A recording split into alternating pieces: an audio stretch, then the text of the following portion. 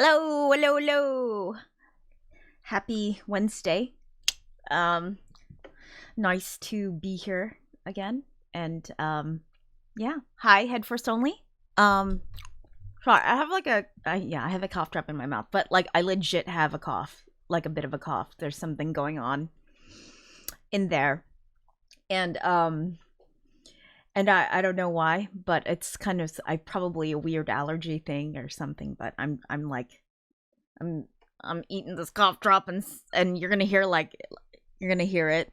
Probably it'll sound like marbles rolling around in my mouth. So I guess sorry in advance. um hello head first only. Hey array of emotions. Um yeah, it's another Wednesday doing the little old Twitch stream. Um yeah, I'm not wearing a dress. um I've been wearing like pink dresses since I started. And like I'm running out. I'm running out of pink dresses. So you'll get like a you're gonna get a pink t-shirts or you know what, I'm just gonna have to like go to like figure something out. I'll figure out another fashion strategy. And yeah, so but right now I'm like really relaxed and comfortable, so it's like, oh, it's nice. I also have you can't see this, but I've got a new butt pillow. So I've been having a lot of issues with my tailbone. And a lot of it is just because I sit and I work for like extended periods of time.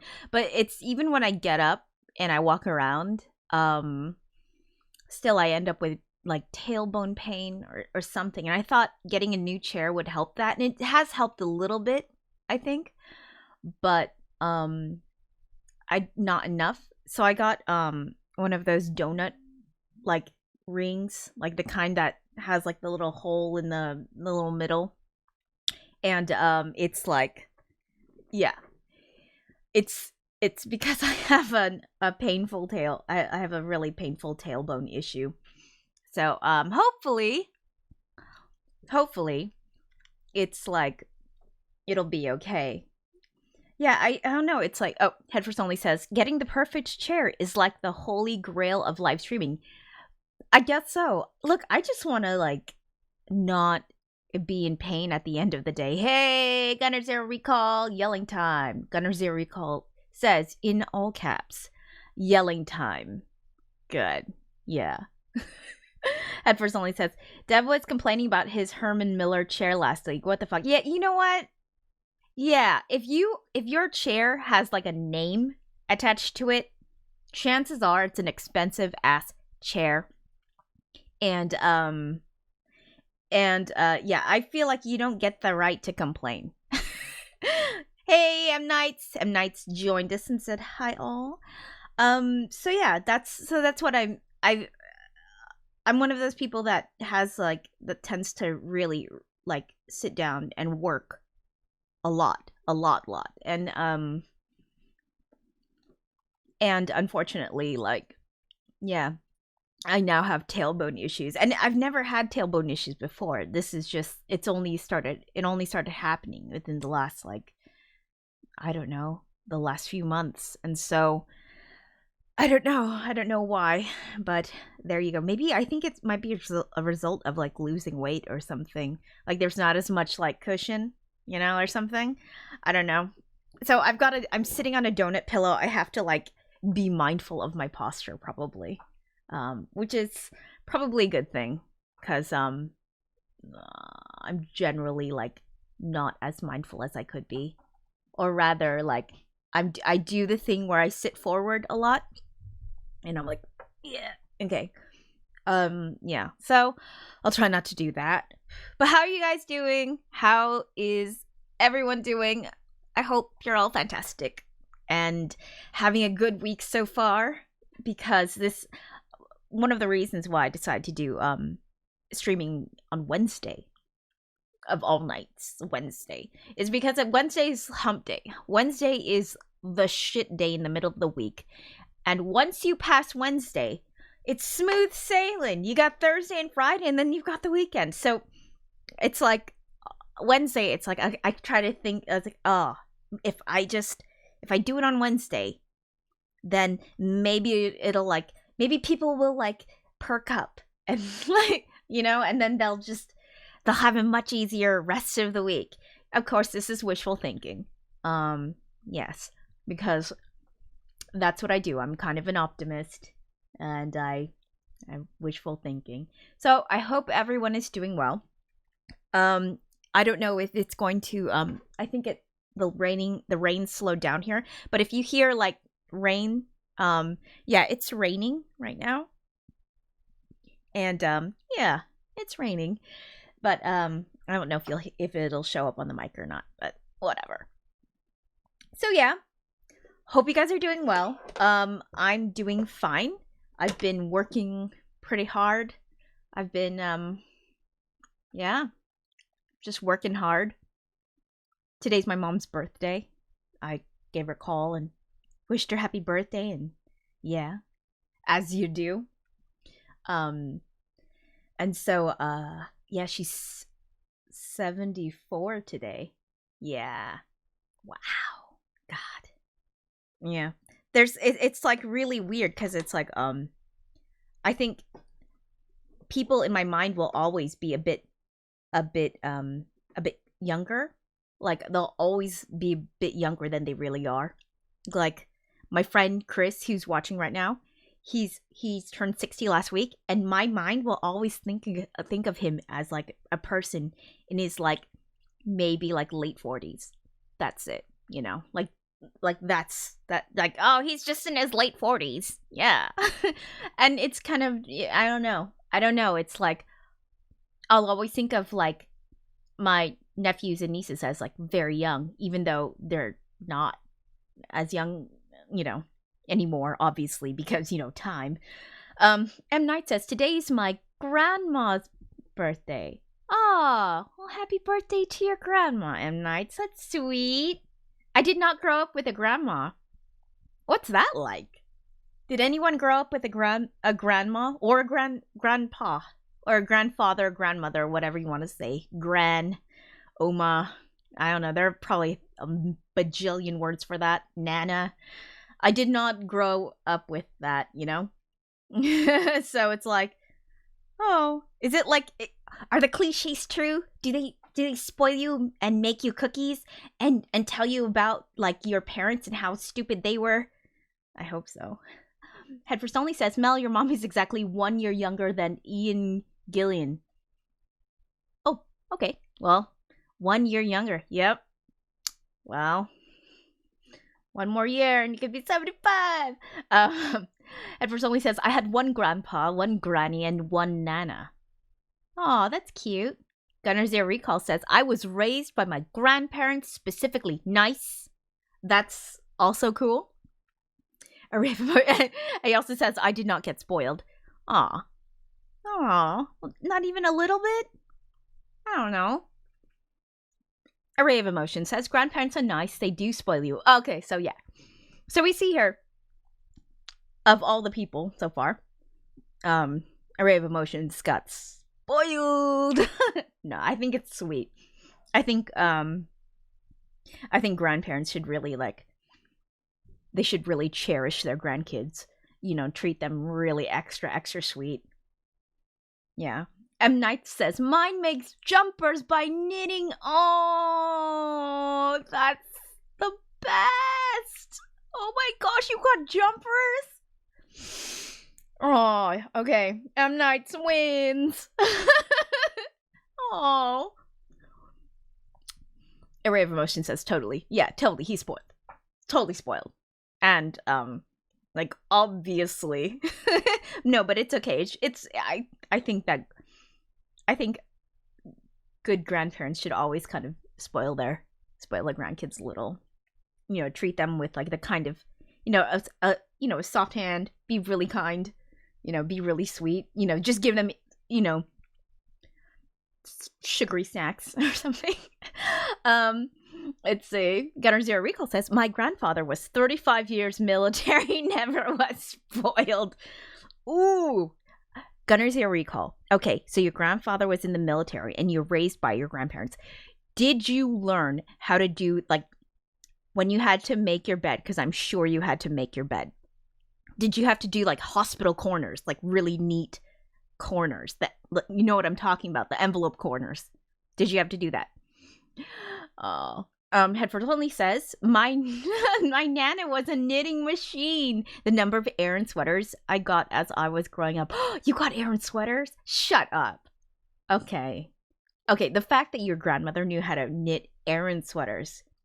If you don't know what Aran sweaters are, I guess in America you think of them as well, obviously they're called Aran sweaters, or Aran jumpers. But I think you also know them as cable knit. And basically you do, like, they're like the kinds of jumpers or sweaters, whichever you want to call them, with like that cool sort of patterning that looks kind of like rope. And the reason why they had that was because like a lot of people had their own styles, their own kinds. And a lot of fishermen would wear these jumpers. And that way, if they, got washed up onto shore, they would be, you could, like, see them, like, figure out, this one's Johnny. Yeah, this one's Johnny because he's wearing that kind of special, the special knit. Okay, I have to catch up on this. M. Night says, not for me, unfortunately, but my auntie got one. Oh, that's too bad. Aran sweaters. Hey, da French Doge. I don't know if I have to say Doge or Dogie. I think Doge, da French Doge. See, I was lame and I looked it up because I was like, do people say Doge, Dogie, Doggy, Doge? I don't know. I'm terrible. Yeah. TNT Elliot. Hey, TNT Elliot. Elliot just in the house. Okay. Doge. The French Doge? Doju? Is this? Yeah, Doju. Okay. I'm gonna have to Doge. See, I just think it's like Doge, or Doggy, Doggy, Doge, because it's a dog, right? So I know, like, the actual, like, there's a word that is Doge, Doge, like, and that's how you would normally say Doge. But I think it's like Doge, like good dog. Doog rhymes with moog. Yeah, I don't know. Who knows?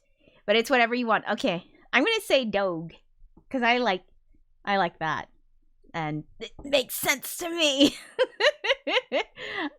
It's Snoop Dogg. Hells yeah! Woo! Yeah. Nice. Duh, French Snoop Dogg. Snoop Doggy Dog. Sorry. Okay. So yeah. Glad you guys are here. Showing up. Hizzle my nizzle for shizzle. Oh my god, for shizzle my nizzle. Shit. Remember when everybody was doing that? When they were adding izzles to everything? I mean, obviously Snoop Dogg started it. It's like, for shizzle my nizzle. And you're just like, wow, that sounds so amazing. I gotta do that. I need to start adding izzles to every sentence I say. And then people started doing that. And then after a while, it's like, okay, all right. Array of Motion says, I still don't believe people actually did that. Yeah, but you don't believe it because people here didn't do that. And by the way, okay, Array of Emotions is Belgian. So I don't think people did that here. I think that as far as like English trends like that, like shizzle, all that stuff, a lot of it is sort of, it skips the countries. It's just American. Or sometimes it makes it over to the UK, or things from the UK make it over to America, but most of the time I feel like it's just America stuff. And yeah, American English is the worst, Gunner Zero Recall says. Aw, probably. But you can say it's the worst, but you have to give it credit for having its own kind of innovation. So, yeah, I know it sounds weird, and I know that a lot of American things are just indecipherable. Like, just yeah, I know, but that's what language is. Language is always evolving. Language from every country, language evolves and takes on another form, and it's not always going to be what's in the books. And I like that, and I think that it's the evolution, of language, and that's something to be like appreciated and sort of celebrated, because it's communication. In the end, it's communicating an idea or a thought, and not only that, but I don't know, it's creative. To me, it's creative. I guess. Oh, head first only. My typing's all over the place this evening. No, it's not. Yeah, you should see like the typos aplenty I've seen. The French doggy dog. Sorry, French-speaking countries didn't know about that trend. You didn't? Ah, it's okay. M Night says color. Yes, color. It adds color to the language. I think that's what you're referring to. Array of Emotion says, it's like Cockney rhyming slang. I just have a hard time believing people actually talked like that. They did. They probably, they did. There's always slang. New slang will always be there. You'll always be behind on all the trends. That's just how it goes. And it's okay. You don't have to know, everything, just as long as you kind of understand. And really, if you need me to translate some things for you, no problem. M. Night says, apparently it was to save ink. That's a good idea. Yeah, hey, you know what? That definitely could be a possibility. Headfirst Only says, American English is closer to Elizabethan English than UK English is. Check out Bill Bryson's amazing book, Mother Tongue. You know what? Actually, yeah, I believe that. Because a British person told me, when I was living in Korea, I met a British person who was like, yeah, but you like you Americans speak more English than we do. And I'm like, okay. And I'm like, all right.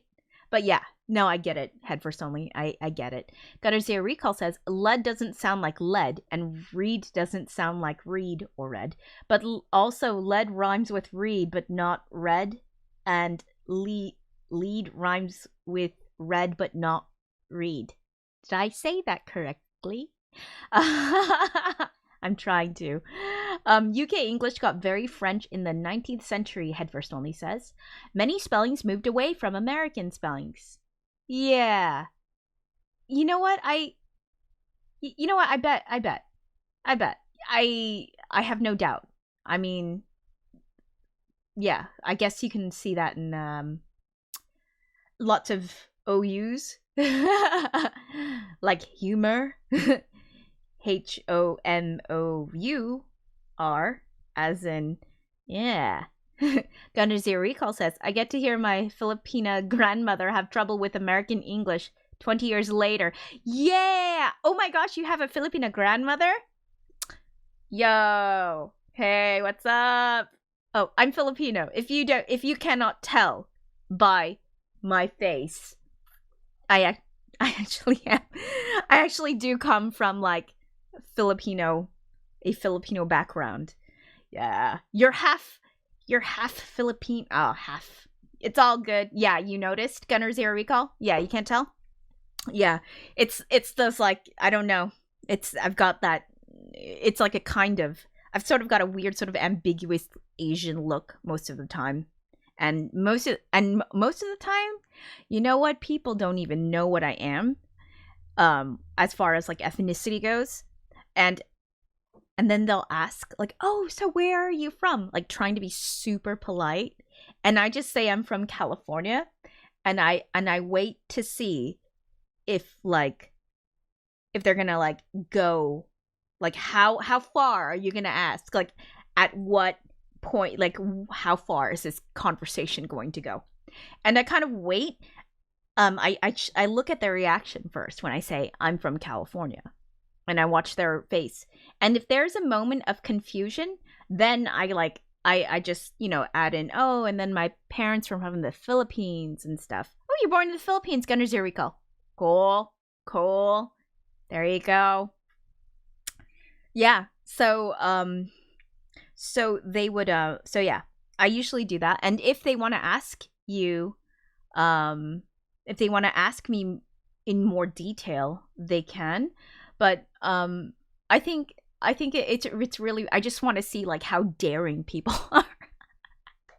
It's like it's one of the few perks I get as a woman of color who looks like strangely ambiguously Asian. Like they can't quite tell what I am because I don't look like the Filipino people who live here. And there are like not a ton, but there are some, but I don't look like them. And so they're like, "Okay, what is she?" Like, yeah. At first only says, "I've seen you negotiate one of these conversations. Lol. Lol indeed." Yeah. Yeah, I know. I'm sure you have. I'm not sure where, but I'm sure you have because um yeah, this is kind of a thing. And it's, I'm not really, I used to be insulted by that, and no, I'm not insulted at all. It's more like I'm just like, "Oh, they're curious." And really it was because I asked someone, "Hey, like, are they being like rude? What is up? Why are they being so like nosy? Why does it even matter?" And there was a part of me that was like really defensive at first, and it was like, "No, they're just really curious because you look different." And I'm like, "Oh, okay, all right, well, okie dokie then." And then it's like, "All right, cool, cool." Gunner Zero Recall says, "I usually randomly say "Kumusta" and see if they catch it. If so, they know Tagalog, and it's usually Filipino." There you go. Yeah, sometimes some people will I've only had somebody do that to me once or twice. No. Twice, I think. Yeah, most of the time it's just like, "Oh, who are you? What are you from?" M Night says, "Everyone mixing for generations. Well, got well, got everything somewhere in our blood. We're Earth people. Yeah, Earth people, Earthling. Yeah." Gunner Zero Recall says, "You actually look like a younger version of my grandmother. Strangely enough, maybe I am your grandmother from the past." No, cool. Hey, yeah, cool. That's cool. Good. I generally don't look like a lot of people. Hey, Wizard Supreme! Wizard Supreme! It's been a while. Hello there. Array of Emotion says, "I think I remember that specific conversation. Weren't we ordering waffles or something?" I don't remember. I don't remember. I just remember thinking, maybe I should just fucking relax, all right? And just, I think I can usually tell when somebody's being like racist and when they're not being racist. And I can usually sense like a bit of like, if like asshole vibes. I can usually like catch on to that, and it's like, ooh, that like that person's looking at me like I just stole their wallet or just tried to steal their wallet. And then I can usually be like, okay, that person really just doesn't like me and doesn't know me, but just already automatically doesn't like me. I can tell. All right. And usually I wait for that. I wait for a kind of there's usually some kind of giveaway in their face. I watch faces a lot. "Hey, Heavy Boots, you here? What are you doing here? Oh, hi." Oh my gosh, that's a cute little cat emoji thingy. Wizard Supreme says, "How are you?" I am fine. I have been working really, really hard. because there are moments where I feel really lazy. And then I'm like, hey, get it together. You better work harder. Stop being lazy. And it's like, yeah, that's right, huh? I should really just kick my own ass and just work. Gunner Zero Recall says, Asians don't raisin. You know it. I actually put that in a song. I have an EP called Tears for Keanu, and yeah, there's a whole story behind that. But I won't get into it because it's a really long story. But oh, you heard that? Yeah, because Tears for Keanu. God, I put that out last year around on my birthday, and there's a song in there called Future Face, and that's a term I made up, because that's one of the things I like to do. I like to make up words to sort of describe something that doesn't quite have a word or term or anything like that, a phrase. So I make up words or I make up little like terms to describe what I'm thinking. So Asian don't raisin. I put that's in the song Future Face. And what future face is, it's when somebody is like ethnically ambiguous, and depending on the time of year it is and what color of hair I have, I can look like, yeah, and like makeup styles, I can look like so many different ethnicities, or I can just lie and just be like, oh, I'm part whatever and whatever, and somebody will totally believe me. It's because I've got future face. And future face is like when you're slightly like ethnically ambiguous, when it's like people can't quite tell, which is why they ask you like tons of questions. You're like, yeah, okay, cool. And it's like, yeah, I know, when I was younger, I looked more Asian, I looked more Filipino, and I was certainly a bit darker, I think. Maybe, I don't know, I just looked I didn't look like this, all right? And it's not because I got any kind of weird plastic surgery or any shit like that. It's just because I didn't look like this, and I was just growing into my face. I was growing into my future face. So future face, that's what I call people who look like they're from the future, because they look ethnically ambiguous. And I figure with all the mixing happening, yeah, it's like, who knows? I bet that's what the future is gonna look like. It's just gonna be like mixed race people everywhere. Okay. Okay, so let's see, oh yeah, black don't crack. Gunner Zero Recall says black don't crack and Asian don't raisin. So I have a chance to look young forever. And I say, embrace it. Embrace it. Do not complain about it I guess because you will really appreciate it when you hit about 50, and everybody still thinks you're like 30. Yeah. Head First Only says neologisms is a word that was made for Keanu. I guess so.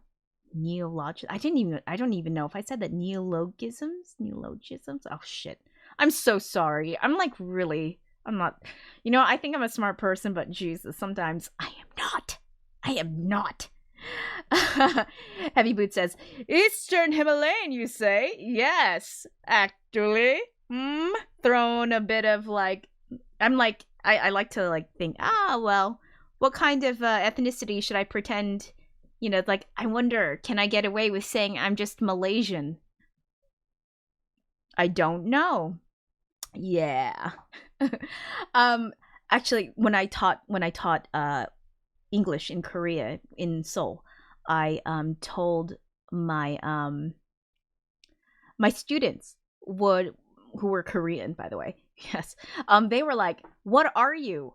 Because I didn't look like the Filipino people who lived there, and so they would ask me sometimes, and when I say sometimes, I mean like every new student I had usually ask me, and so in the end, I would bring candy with me. I would buy some candy and I would take it with me to class. And I was like, okay, if you can guess my ethnicity, I will give you candy. Got it? And they're like, okay. And so yeah. And so I've gotten some interesting suggestions. I got Italian once. That was interesting. Portuguese. Brazil. Malaysian, obviously. That was one of them. Like a lot of mixed. I got a lot of mixed. M. Night says, I just say I'm mixed. Easier. Yeah, just say, sometimes you don't want to have to break down the percentages. It's like, what do I have to do? Like, do I have to take a DNA swab now? It's like you're gonna stick a little Q-tip inside my mouth and go, and just like, is it gonna be like that DNA testing that you mail in? Head first. Yeah.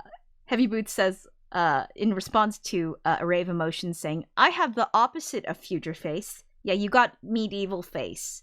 Heavy Boots says, lol, same.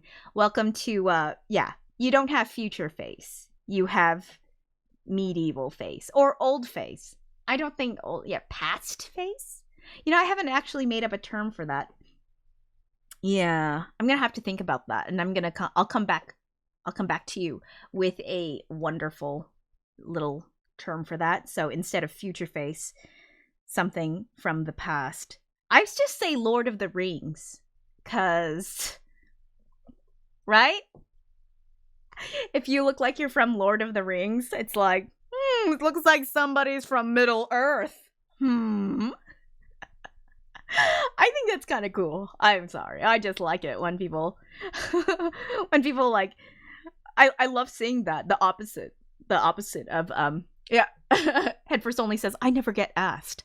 I'm just an old, bald, white guy. Lol. Oh, no. Your friend says you're from the Shire.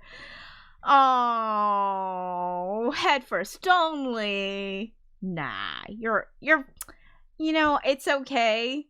It's okay. Nothing wrong with being an old, bald, white guy. There's nothing wrong with that. Lots of old, bald, white guys out there. I'm not just gonna be like judging you by the color of your skin. Don't worry. You're still awesome to me. All right. Heavy Boots says, I prefer retro face. Oh, and that's trademark too, by the way. Heavy Boots TM'd that. So, retro face. That's a good one. Well done. Yeah, retro face, future face. Okay, retro is definitely. Heavy Boots wins. Heavy Boots wins! I wish I had candy to throw at you right now. Damn. Yeah. So yeah, retro face. Who's got retro face? Who's got future face? I think that, like, basically, and you can look at different people, and if they're not retro face and they're not future face, then I don't know. Then that's kind of boring. But I really love seeing like an old school kind of face, like one that belongs in Game of Thrones, maybe. Like, I just really love cool faces. I love cool faces. And watching stuff like I don't know, like The Expanse has cool face. Star Trek, cool faces. Just basically any kind of show that's kind of from the future. They've caught on to that now, where they're like, yeah, we're just gonna put some like mixed looking people in there. It's not gonna be standard. We're just gonna put mixed looking people there. Yeah, because that's the future. And I'm like, you bet that is. That's what the future looks like. Ambiguous. Anyway, yes. Oh god. So tonight I will be sharing more of my musical, and I'm planning to share about maybe 3 songs, because like I figured that 4 was a little too much last time, so I was like, okay, well, The Birth of Zero, that was the first one I shared last week, and it was a bit short, so I was like, okay, maybe this time I'll just do 3, because then I feel like that's kind of like it's not too many, and and then I can actually like talk more about what I do, what the kinds of instruments that I use, because I always get caught up in whatever chat thing there is, and then I keep forgetting to like actually talk about like instrumentation and why I choose to use the things that I use, and also like things like, you know, like time signature or yeah, just stuff that I like to use, stuff that I like to combine. And I know that sometimes I have to freeze tracks in Ableton Live because my computer's old and can't handle OBS plus the little Twitch window plus like all the other music stuff. So it's like I know I have to freeze tracks because it's like my CPU is kind of like, help me, and I'm like, it's okay, CPU, it's okay, I'm not gonna try to overload you. So yeah, I'll try to show you guys more stuff, because I feel like there's a lot of story that I share, a lot of the story, but I don't feel like I show enough of the technical stuff. And it's not like I'm like a super big I'm not like a technical like know-it-all. I don't know shit, you know? I just don't. And I wish it's like, yeah, I'm learning as I go. And I mean, I'm just not like, I don't know. I guess I haven't been working on this as long as other people have been working on this stuff. And my ears are probably already trashed. I'm probably going to be deaf in about like 4 years. No, in all seriousness though, I could be better. I could be better technically. I could be a better engineer. And I think when you produce music, trying to find that balance between sort of like artistry and instrumentation and engineering, it's like there are all these components that you have to kind of have a grasp on in order to just sound remotely okay. And it's a lot. And I think a lot of people don't realize how much work goes into all of this. How like just the thought. It's weird because it's like so when I do participate in FAWM, it's called February Album Writing Month. It's called FAWM, and it's obviously every can you talk today? It's every February every year, and you have to write 14 songs in 28 days. And there are people who just write lyrics, and then there are people like me and like Head First Only who like produce songs, who produce demos. And it's not just writing stuff, it's composing it, and it's producing it, it's putting in, you know, the right instrumentation, the actual lyric writing, plus the engineering stuff behind it. And that's a lot. That's like 3 times more work than just, to me, just like regular songwriting. I'm not downplaying songwriting. I think that people who write lyrics, who write songs, they're fine. It's just that it's a different kind of animal. It's a completely different animal when you start producing.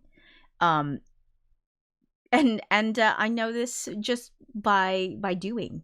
And it's not just like you kind of plonking out shit on a keyboard or whatever. It's a lot more involved than that. It's a lot more precise than that. And it requires so much brain power that even though I can sit here at this desk for like 8 hours, and even though I don't do anything like really physically, by the end of the day I'm exhausted and like kind of mental, and also and just like physically, like I lose a bunch of weight usually during FAWM just because I work really hard on this. And it's not like physical like work. It's not like I'm like lifting weights, you know, or like doing like cardio at my desk. It's like, no, I'm just sitting here like trying to program shit and like do shit, and it's like, ah. So Heavy Boots says, yeah, you guys are freaking maniacs to be able to do that. At first only says at least 3 times. Yeah, at least 3 times the amount of work.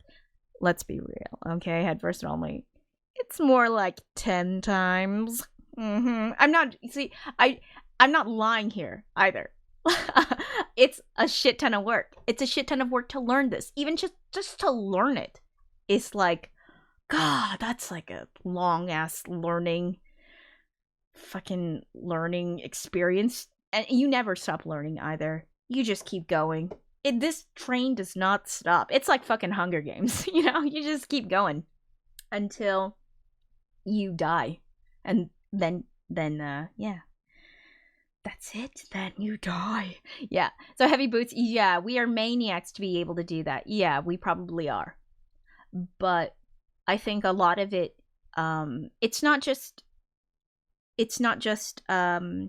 being able to do this stuff in general. Hey, Battle21, what's up? Hey. It's not just being able to, like, you know, make things in a month. It's a lot more than that. To me, it's all about creating your own workflow and maximizing your efficiency. So you make it work. You make it work because you have to. And you quickly learn how to become efficient. And that's what Head First Only and I have become. We've become very efficient people as far as musicians go. I think and I think Head First Only is probably a bit more efficient than I am. I feel slow next to him. Really slow. So, oh no. Head First Only says, but it's fun. It is fun. Oh my god, I love doing this. I love producing music. This is the best. I love it. It's the most satisfying thing ever. More than pizza. That's saying something. All right. And I love making music. And I love writing. It's not just music for me. It's making stories. I'm telling stories in a way. And I watched a documentary because okay, I'll tell you the funny Bjork story. Okay. All right. So, oh hey, Alpha Riff is here. Hey, he says hi sis, and I'm like, hi bro, hi, you're here. Thanks for showing up. I'm sorry I don't usually show up for yours. It's because it's really late and I'm usually like dead tired and sleeping. But I do. But if you by the way, I do plug you when you're here, and I go like, hey, like my friend Alpha Riff is streaming tonight, and I do that. So I plug a lot of like my friends that I know who are also on Twitch, and I'm like, yeah, check out their Twitch channel. Yeah, I think he's streaming tonight. So yeah, I hope you're doing well.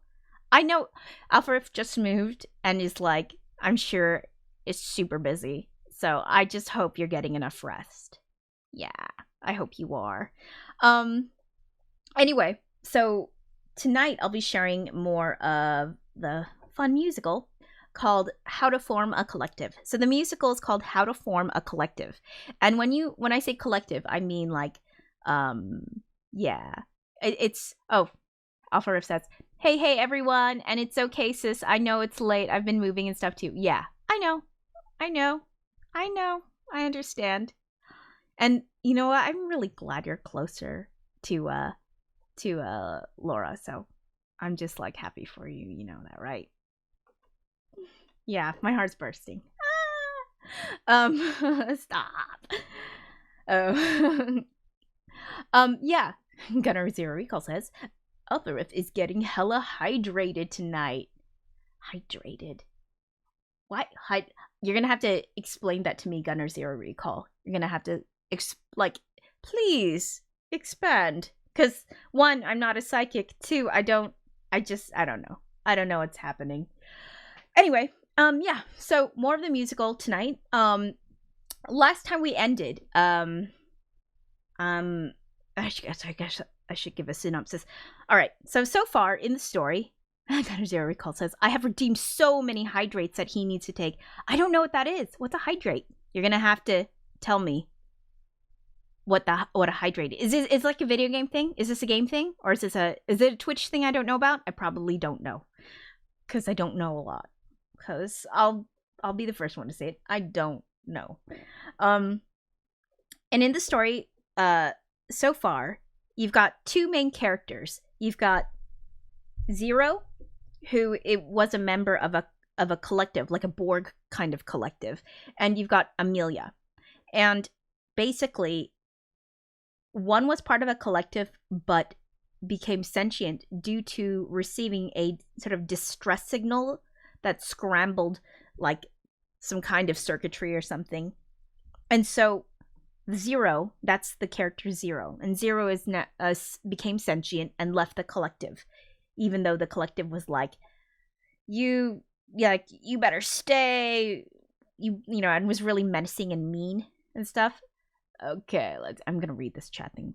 Oh boy, my Brita picture is ready, fam, but also I want to know all of Sis's stories. Oh, that's sweet. Oh, it's just channel points and stuff. You gotta set them up so we can make you hydrate, also known as drinking water. Okay, so is it literally hydrating?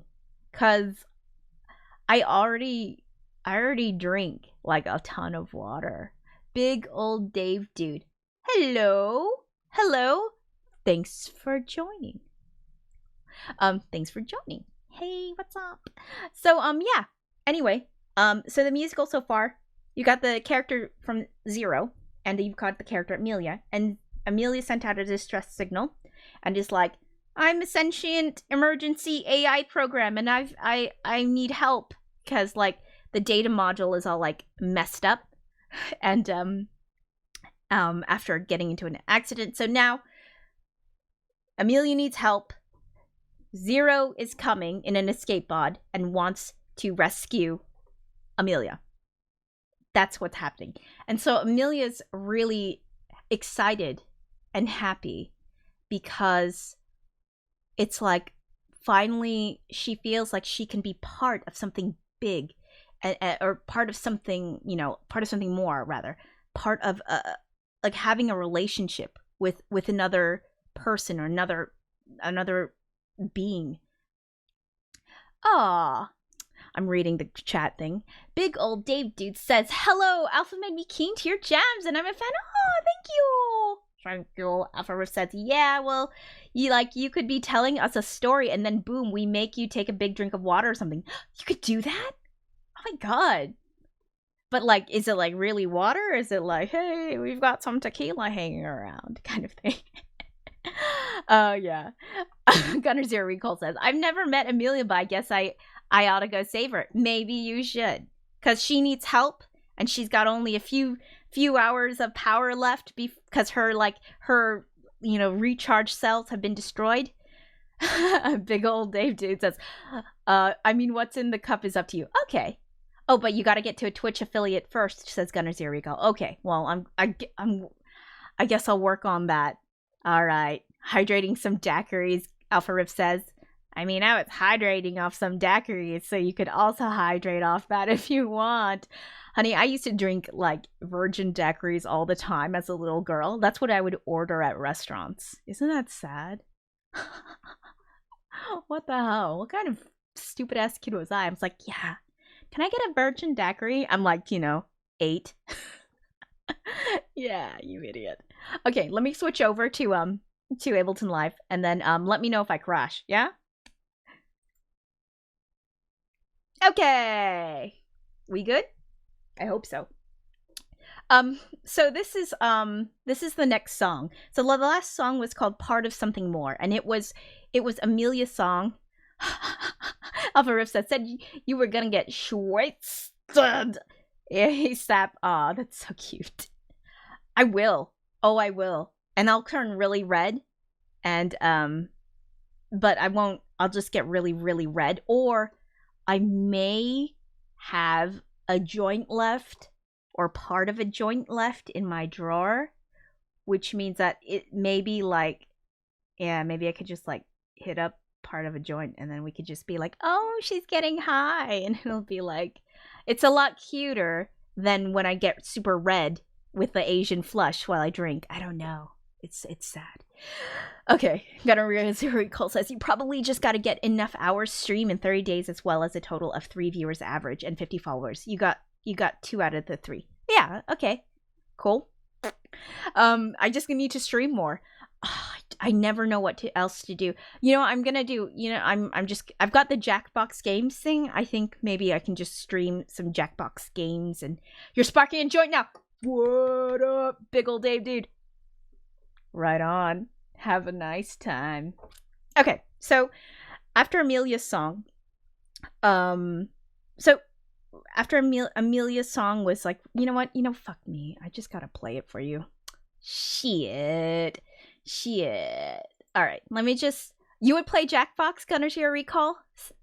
Really? Okay, sure. When are you guys like able to play? Because I don't know what time people are awake or free.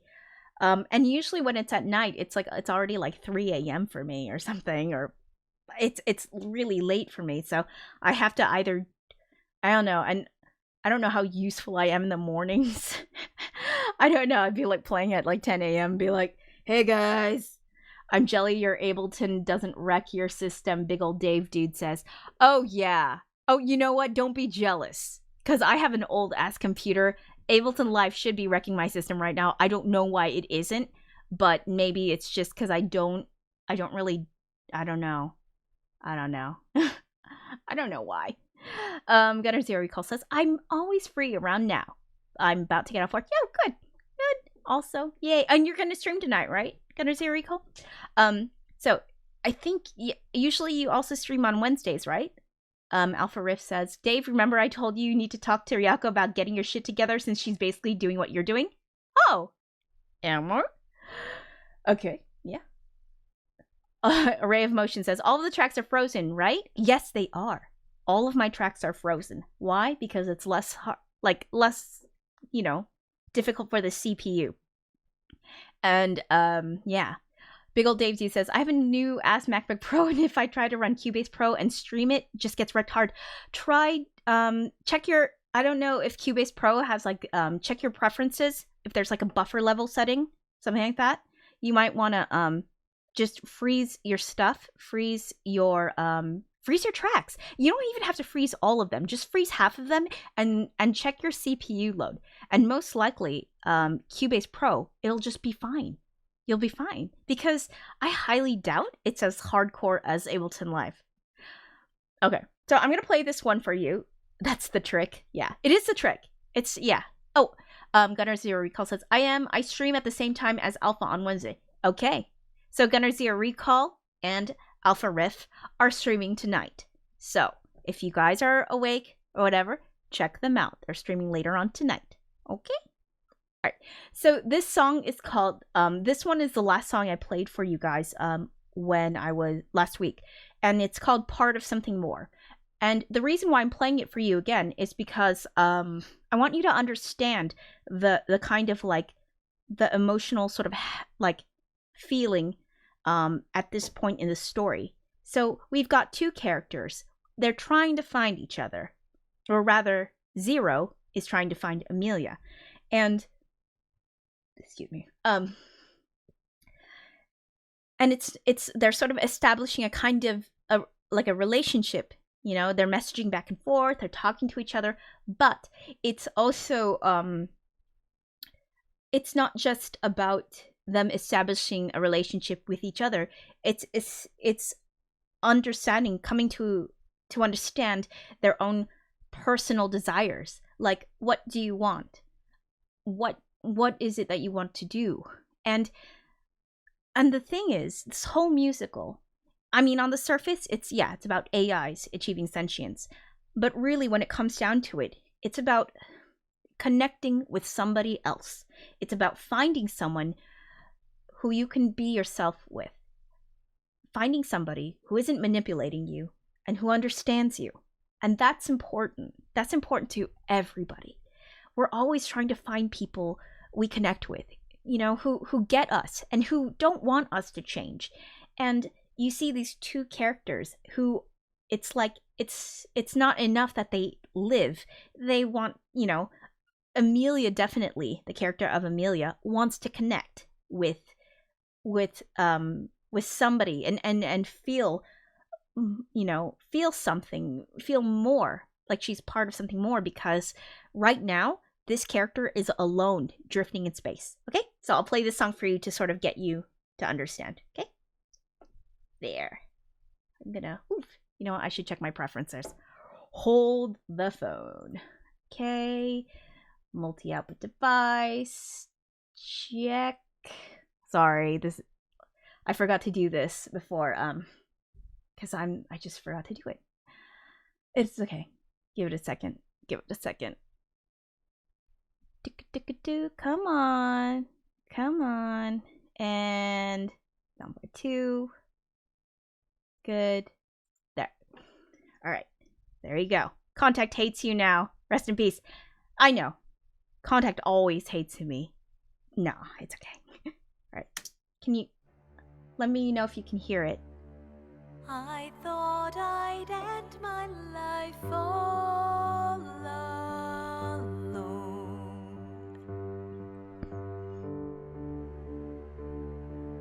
with nothing special to call my own. But I was wrong, you're what I've been waiting for. I wouldn't let myself fantasize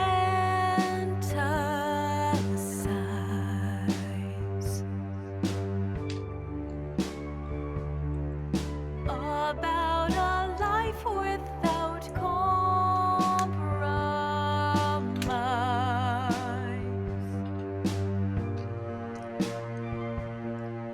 maybe I'll finally be part of something more. I've never known a life beyond this space. Now I can finally hope to belong someplace.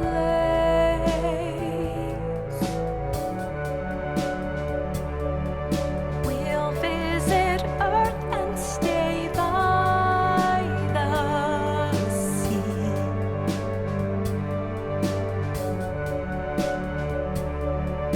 Wherever you go, that's where I'll be.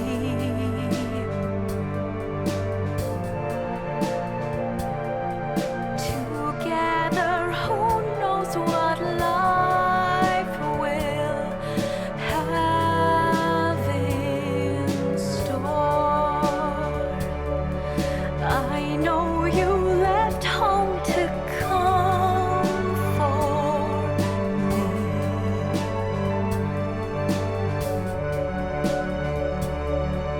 Wasn't it worth it to feel so free?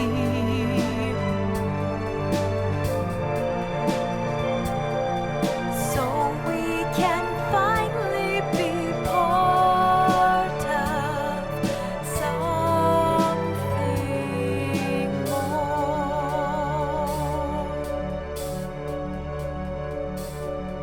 Part of something more.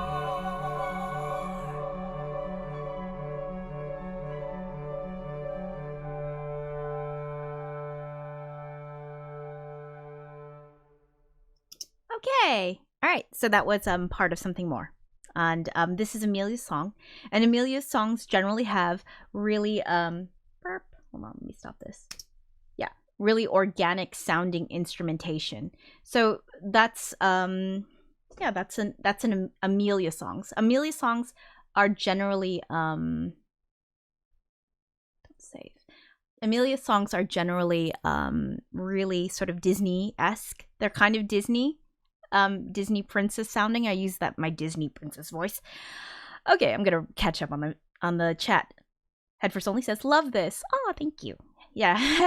Heavy Boots says, yeah, same. This is good stuff. Thank you. I do love making this kind of thing. Also,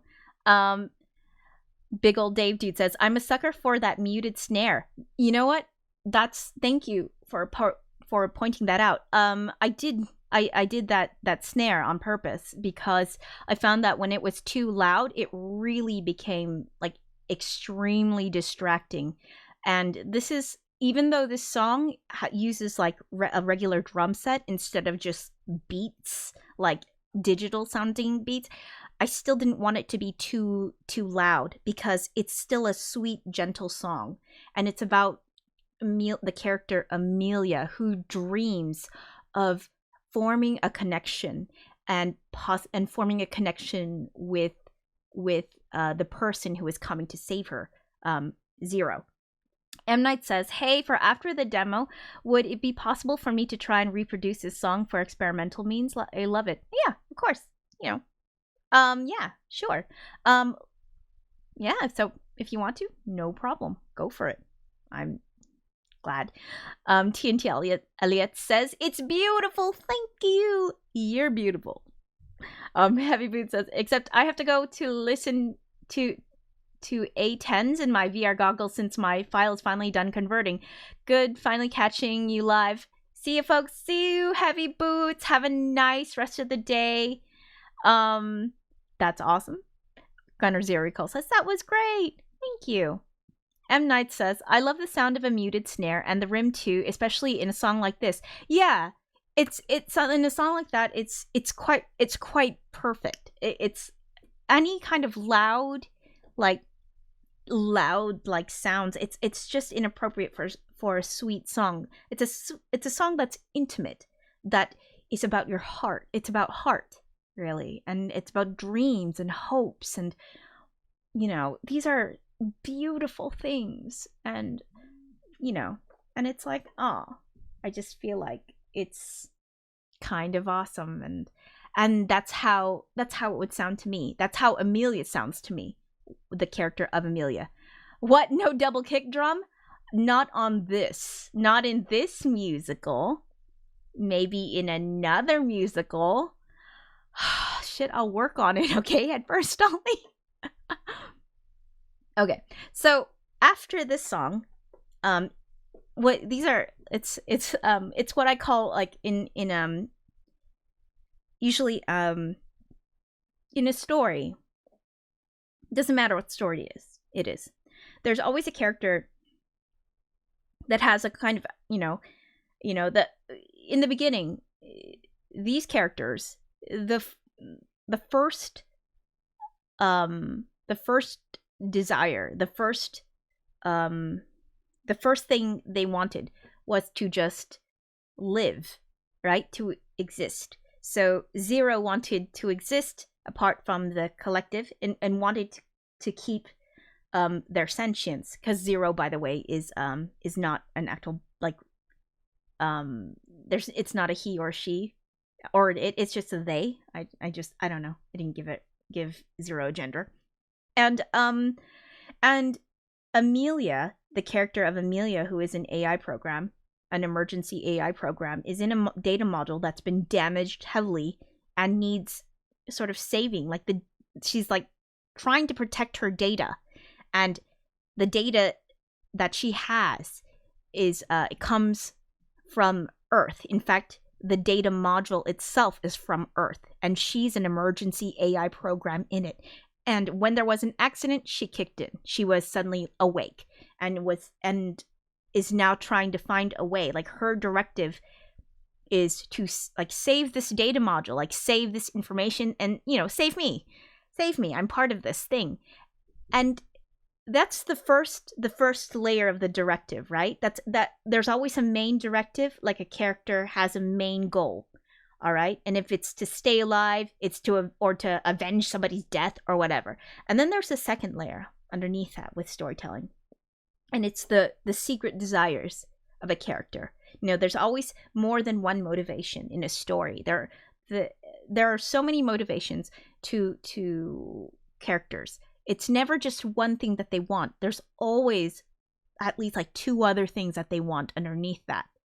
If it's, and just look at any good story and you'll find characters that have a complexity to them. And it's never just about surviving. It's about, usually if a character needs to survive, really it's not just about surviving physically. It's about surviving with some kind of emotional health intact or something like that. And now you find the character of Amelia is thinking about more than just living. And it's more than just living. It's like, it's not just surviving, it's surviving, it's being in a living the most beautiful life that you can, Yeah. After that, yeah, I'm vibing hard with this. Thank you. So after that, join. Good. Yeah. Oh, I got a reply thingy on the side. Yeah. So that's what that's about. And when you have, you got to hear Amelia's secret desires, she doesn't just want to live, she wants to connect and be part of something more. That's her dream. And so this character, this next song is Zero's version of that. But obviously, because Zero is kind of a more futuristic character, and the songs are always a bit different for Zero. Zero songs tend to have more digital sounds, tend to be a bit heavier as well, because Zero comes from a scary place.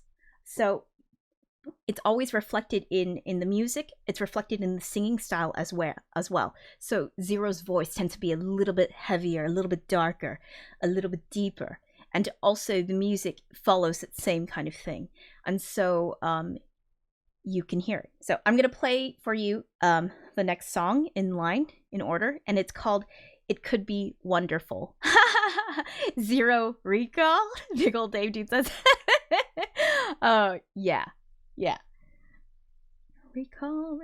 Okay, all right. I'm going to play this for you. 1, 2, 3.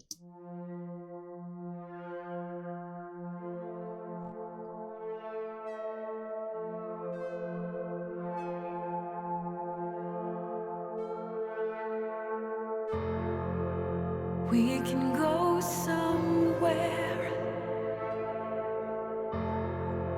Let's explore the galaxy. We can find our place. It's only you and me. What's this earth I've heard you mention?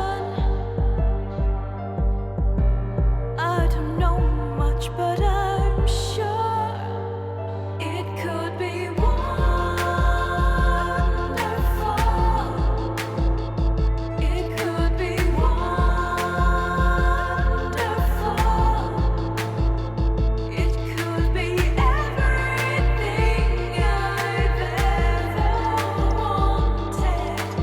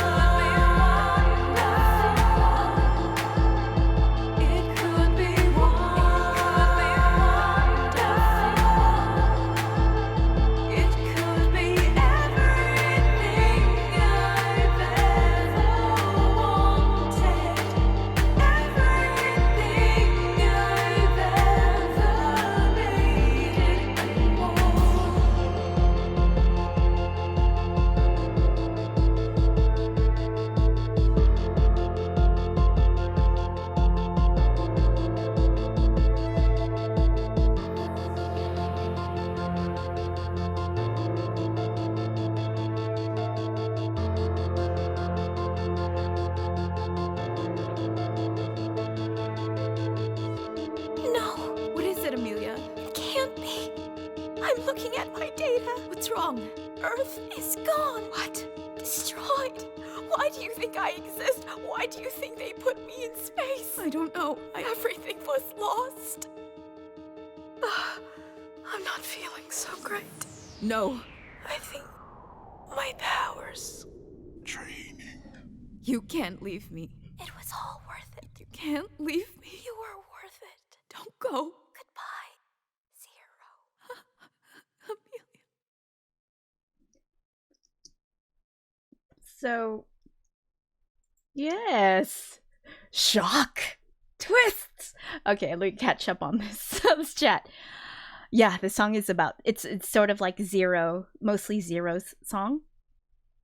Yeah, so there is a little ending, a little twist. It's a twist. It's a great Pepsi twist. Yes, it is a twist because, every story needs emotional, drama, like, or the whole, I feel like I need to give you drama, things that are compelling. It's not just a story about people, about finding each other. It's like you have a certain amount of time. And I mentioned this before, and the character of Amelia sings about it in the second song, and sings about it again in Nice to Meet You, which is I think the eighth song, the seventh song. So basically it's like now you finally see, okay, here are the limitations. Here's the limitations. Here's what's happening. She, like, power's going. Power's draining. Why? It's because she's been communicating back and forth with Zero. That's been draining her power. That's it. And it's like, it's draining my power. So it's like she's using the only energy she has left to try to form a connection with Zero.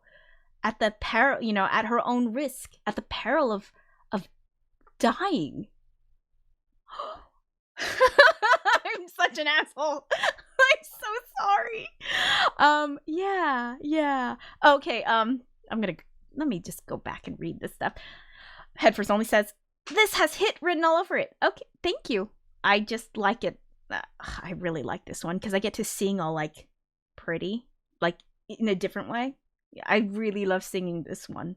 I really loved this one because it was like I could use my, like, really, like, a different kind of voice. Again, it's a different kind of voice that I like to pull out because your voice is an instrument and you should try to use it like it's an instrument.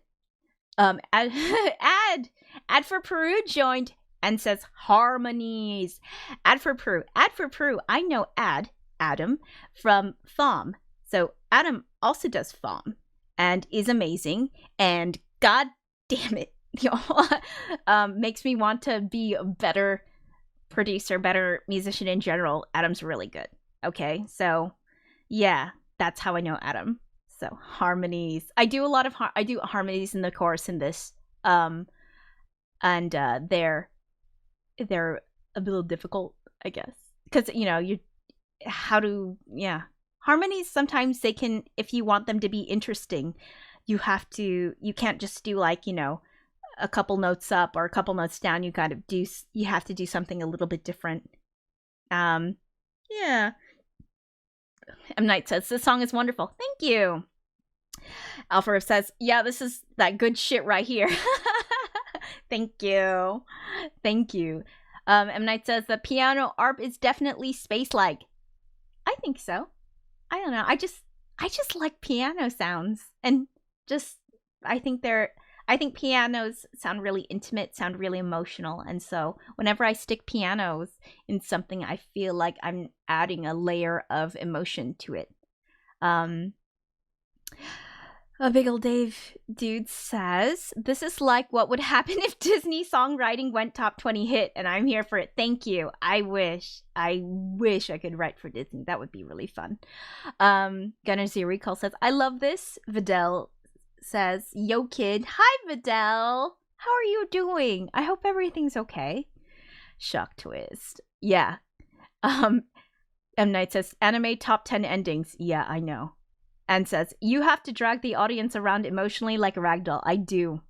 I have to mess you up a little because I want you to connect to the characters, but I also want you to care for them because these characters, they want the same things that we do, strangely enough. We all want to connect, we all want to live. These are basic things, but it's hard, you remember them as just, like, oh, these are just AIs or this is a robot, and it's like, no, it's more than that. It's a representation of who we are as human beings, what we're trying to do, how we're trying to live, yeah. Oh, M. Night says, like the film Chappie. Exactly! Like Chappie. I love Chappie, by the way. It made me cry, though. Oh my god. When they set him on fire, I was dying.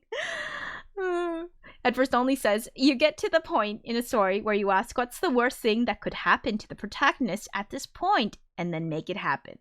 Yes. Okay. So this was sort of like Zero's sort of dreams, like Zero's hopes. This was all about Zero's hopes. It's about like, tell me all of, like, because in the previous songs, Amelia was like, Earth is amazing. Like, my data modules from, like, has all this data about this place called Earth. And it's really great. It's a great place. And of course, like, Zero is like, tell me all about this Earth. And there's a little response. Like, so I do a little kind of a call and response thing. So, so Zero sings, tell me all about this Earth. And Amelia replies, it looks like big blue marble. It's just like, ah. So it's like Amelia has like this lovely idea of paradise, which is Earth, and Zero is only known life inside a collective, and it's like, I only know what my collective is, I only know that. So it's like, just tell me about this wonderful place that sounds like heaven, and it's like, yeah, it's this great place. And it's like, and now it's Zero starts dreaming also about being together with somebody, with Amelia, of finding Amelia, and says like, we can share so much, we can, once I find you, it's like, we'll be fine. We'll just be fine. That's all we have to, that's all it is. I'm just going to find you and it's fine. And it's like, Amelia's running out of power. And now it's like, oh shit. And yeah, and that was a conscious choice on Amelia's part, because she did give like a time, a sort of, again, a time limit during Nice to Meet You, which is the song before part of Something More. And she says, I've got a maximum of 7 hours left to go.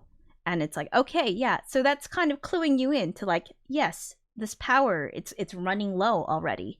And it's like, and the more they talk and the more they message back and forth, the more power that gets drained, okay? And so the more power she loses. So it's like, instead of just conserving power and not talking, instead she chooses to try to connect with Zero and to form a relationship with Zero. And it's, just a relationship of understanding and of, kindness and care and maybe love. It's because it's not, it's not just like Zero's coming to save Amelia because like, oh yeah, because I gotta, like Zero has to do it. No, it's not that. There's more to it. It's like Amelia sent out the distress signal, and that's what started the process of awakening for Zero. And Zero isn't just coming to help because they feel like they owe Amelia something. It's more than that. It's like, there's no going back to the collective. you know, if 0 goes back, if that were an option, even, I mean, they would probably like destroy. They would probably destroy 0, you know, use the parts for something else, destroy that neural net, everything, you know, just like crush it, you know. Let's use those materials for something else, like a blender or something. And so you it there's no going back for 0. 0 can't go back. And without, you know, if like 0 needs to believe in something. And so, you know, 0 needs that directive still. And that directive is Amelia. And it's not just like, I gotta do this and then I'm done. It's like, no, there is a promise of a future with this other character. There is that dream that they're hoping for. It's not just like, I'm gonna go because I don't have a choice. It's, I'm gonna go, 1, because I don't have a choice. 2, because you helped me, and in the most fundamental like way, in the biggest way that anybody could have helped me, and without even trying, you already helped me. And 3, it's like, I want to know more about you, and I want to understand you. And if you look at the personalities, 0 comes across as a little bit darker, more defensive, a little bit more hesitant, whereas Amelia is like, yeah, I'm just all in. I'm all in. Amelia is like a lovely example of kind of like a sort of a childlike person, naive, but also very open. And so the character of Amelia is high in openness. The character of 0, not so much. Why? Because 0 has a darker past. 0 has gone through a lot of painful stuff. 0 has had to fight to even exist. And so when you go through all that trauma, you take it with you. It's always with you. It'll always stay with you. And I'm not just talking about these characters. I'm talking about everybody. Right now you're watching. Your trauma is always going to be a part of you. You will never be able to forget it short of a lobotomy. And your trauma shapes you into the kind of person you are, into the kind of, you know, and it affects how you choose a partner, how you choose friends, how you choose to dress, everything, where you choose to live. For example, your trauma is, it's like, it's one of those things that shapes you. And the character of 0 has been shaped tremendously by the amount of trauma that they've gone through. And Amelia, the character of Amelia, hasn't gone through nearly as much, hasn't really gone through that much trauma, because Amelia's been alone. Amelia came into existence alone and had never contacted anybody, had never spoken to anybody else. So finally, when she gets a chance to speak to somebody, of course she's gonna like go for it, because it's like, finally, it's like, to actually be able to connect with somebody, that's what a wonderful feeling, right? When you find somebody who you connect with, and it's like, and it's like it feels like you've known that person for years or something, but it just happens, and it's and you don't want to let that go, because you find that, you know, more often than not, you don't make those kinds of connections. So when you do, you cherish them. Okay.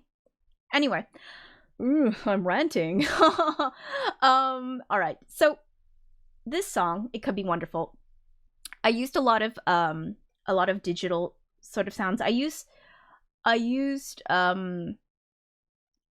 Serum a lot for some of the bass stuff, and also hold on. So it's just like, and for some of the pads as well. So I use Serum a lot for this, because Serum is a VST that has a lot of, it's not, or these are not organic sounds.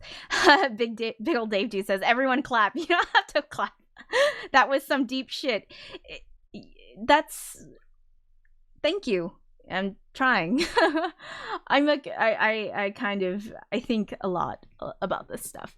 And whenever I create a story, any kind of story, I want there to be the surface stuff. Then I want there to be the stuff that's underneath it. A lot, you know, a lot more than people think. And it's like, that's, I think, a core part of good storytelling is having that kind of complexity, and showing it, and also being able to have that relate to being able to connect with other people in that way. Okay, so yeah, I used Serum a lot.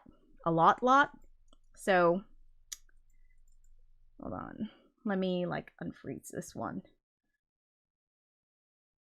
Unfreeze so you can look at it. Serum, open that up. All right, so I use the pad Ethereal Compass. I kind of mess with stuff. I use presets, but then I mess with stuff a lot. Big Ol' Dave Dude says, Serum is just so clean. I agree. Serum is really clean. And you can dirty it up if you want. Like, you can go into your FX and you can like, I'm gonna like mess with it. I'm gonna do some distortion, something like a filter. You can do the hyperdimension thing. You've got a lot of like effects options in Serum, which I really enjoy. I really enjoy doing that kind of thing. And it messes with the it just messes with the sound. It makes it, you know, so it caters more to what you're making. You know, you're catering it to what you're making rather than just making stuff around the sounds. Because sometimes you can do that. You can just make stuff around the sounds that exist, you know, that you get, like maybe some samples that you get in a sample pack. And that's you know, and that's good. But at some point you have a sound in mind that you want, and it's like, if you want a certain sound, and there's, you know, you have to make it, and you have to try your best. And so yeah, there you go. Headfirst Only says, best-selling VST synth there is, if I recall correctly. Maybe. Big Ol' Dave Dude says, it's the Massive Killer. Yeah, well, I use Massive too. Let me see if I use Massive in this. I don't think so. Now, I think this is all just like Serum, some samples that I use, like, even like some of the audio samples that I use, some of them just come straight from like the Ableton Live pack, but I just mess with them so that, you know, they sound better. So this sample is definitely from an Ableton. This was stock Ableton. And let me see what else. And I think this was stock Ableton as well. This wasn't. This was a different thing. So but yeah, don't underestimate the sounds that come with your DAW, all right? So when you're working, don't just think, oh, I should just keep getting more VSTs, more VSTs, more VSTs. It's like, that's good. I think having lots of options is great, but don't disregard the stuff that comes with your DAW. You know, if you're gonna use Ableton Live, you're paying money for that. You've paid money for that. Headfirst Only says Ableton's wavetable synth is great. So yeah, like, there are so many things that you can use that already come prepackaged in what you're getting. You never have to use something as, you know, straight. You can always alter it, and you can always add effects to it. You can always just do something to it to make it fit what you need. Okay? So, yeah. Let me share some stuff with you. All right, so pads, hold on.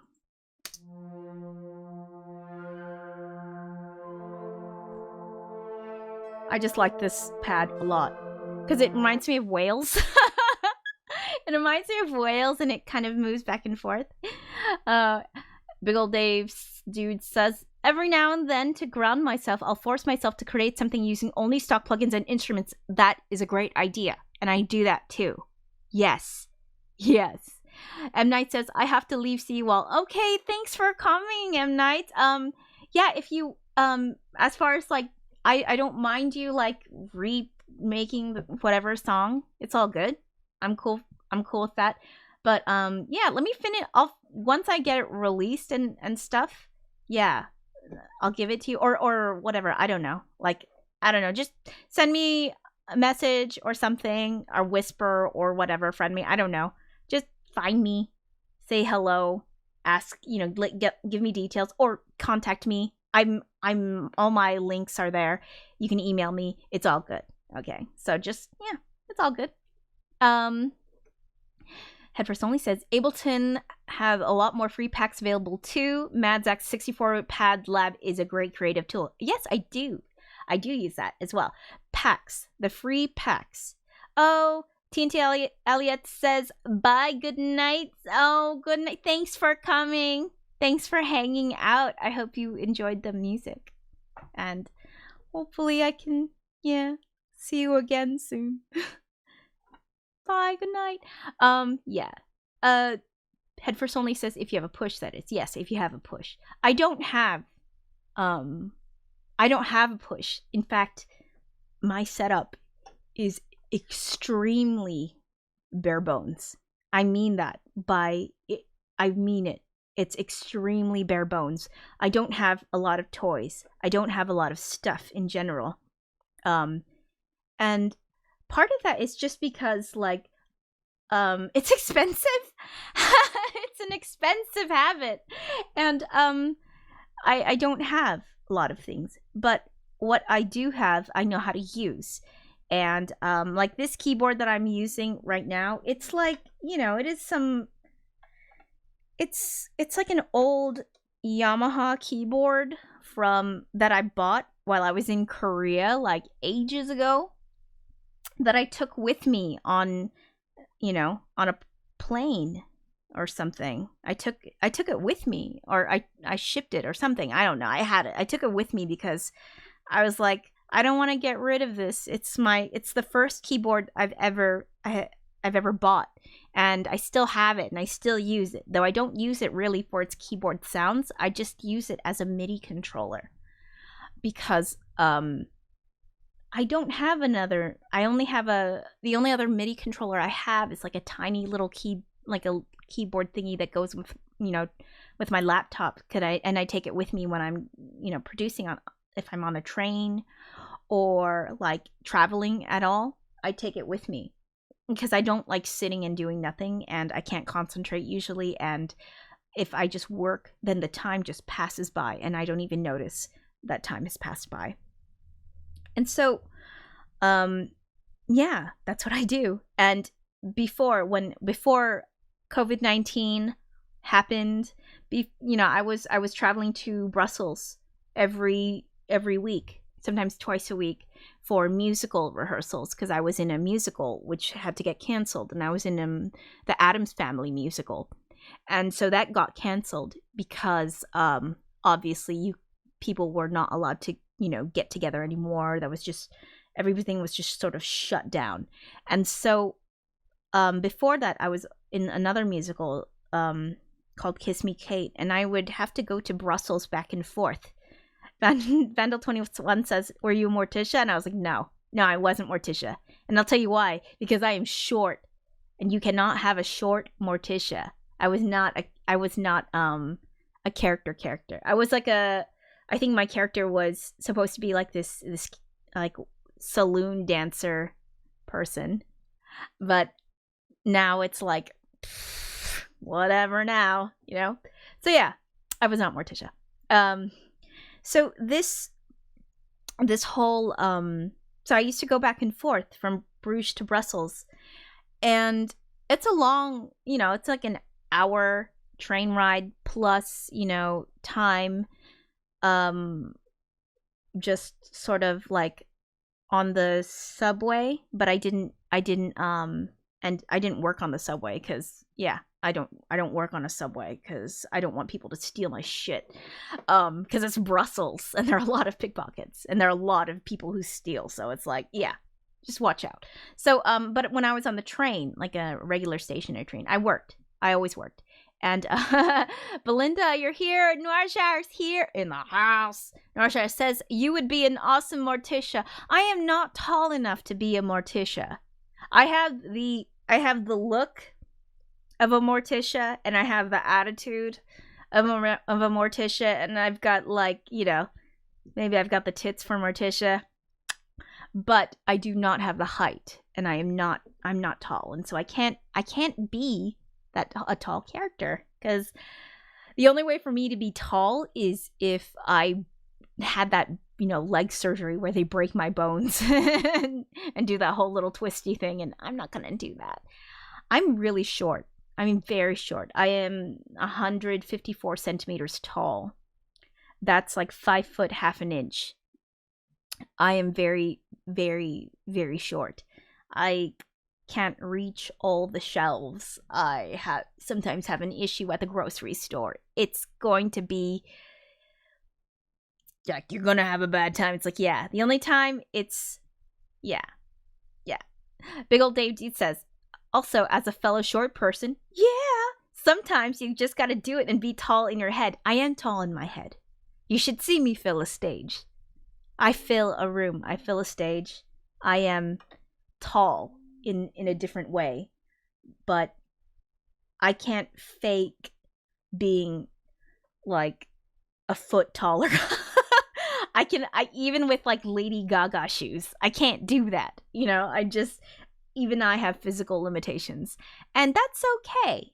But I am usually the shortest person that walks into a room, but I've got a bigger personality to make up for it, I suppose. I guess. I don't, you know, I'm just too fucking short. And that's okay. That's okay, because, you know, like, we're not all tall. Some of us fly very comfortably in economy class. Oh. Yeah. Anyway, that's what happened there. I can't go to Brussels anymore for musical practice because there isn't any. You know, there's nothing. So gotta stay here, gotta stay home, gotta be, you know, compliant with the rules and regulations of the country because of because of all these people getting sick. And Brussels is a hot spot, so I don't want to get sick. Do you know what happens sometimes to people? Like, obviously dying is one of them, but even if you survive, you get, like, lung scarring. Can you think about what that would mean for anybody who sings? Like, it would destroy me. I couldn't be able to do musicals like this. I couldn't make my voice sound like this shit. Like, it's super fucking hard. Okay? Yeah, it's hard to do this. And changing my voice around like that it requires, like, control, but also like, I guess just a lot of practice and breath. A lot of breath. I have asthma. I'm already handicapped. So it's like, all right, I have to work on it. Yeah, I have to practice. Yeah, so that's what happened. So now I can't even go to Brussels to do that stuff. So usually I would work on the train, and I would work on the train ride back when it was really late. And Big Ol' Dave Dude says, being short is the blessing of flight. Yes, yeah. When you fly, you're fine. Okay? You're always fine. You don't need to worry. You don't have to duck for the overhead compartment. You are fine. You never hit your head on things. Yeah, that's true. Vandal21 says, that'd be a tragedy for real. Yeah, I would, honestly, if I lost my ability to do this, I'd probably, like, I would get really depressed. I would feel like that somebody took away something that was precious to me. It's like losing an arm, and maybe it wouldn't be obvious, Yeah. Oh, yeah. Gunner Zero Recall says, "Okay, I'm back. Had to get through the store and stuff." Yeah. All right. Welcome back. Okay, so that was shit. What time is it? Running out of time. Okay, so that was It Could Be Wonderful. I'm sorry, I have 2 more songs to go through with you. So I use a lot of Serum stuff. I use a lot of digital sounding things. The piano is just like really quite basic piano stuff. It's really like I do panning left, right, and Big Old Dave Dude says it's only 4:45. Psh, yeah, I know. It's 10:45 over here. I'm gonna try to So I like to do a lot of echoes with this. It's I think this one has a delay on it. So I like to do left, right, and then there's the center. And the reason why this is center is because it's the heart. This is the heart of the emotion. So it's center and it's right in your face, And it goes, there is a panning on that, but it's aligned in the center. So you feel it a little bit more. And that's why I do it like that. Same thing goes with I use a lot of effects for transitioning from for example, from a verse to a chorus. And I like to do little I like to do lots of special little transition sounds so that this transition, it feels almost like progress. And it's like going into it smoothly. And so it's one of the things I like to do. Big Old Day Dude says that panning trick hits so hard. Well, thank you. All right. So here, if you look at this, here, I'll play this one for you. These sounds. Yeah, it sounds like nothing, right? Okay, but if you hear it without, in the context of the music,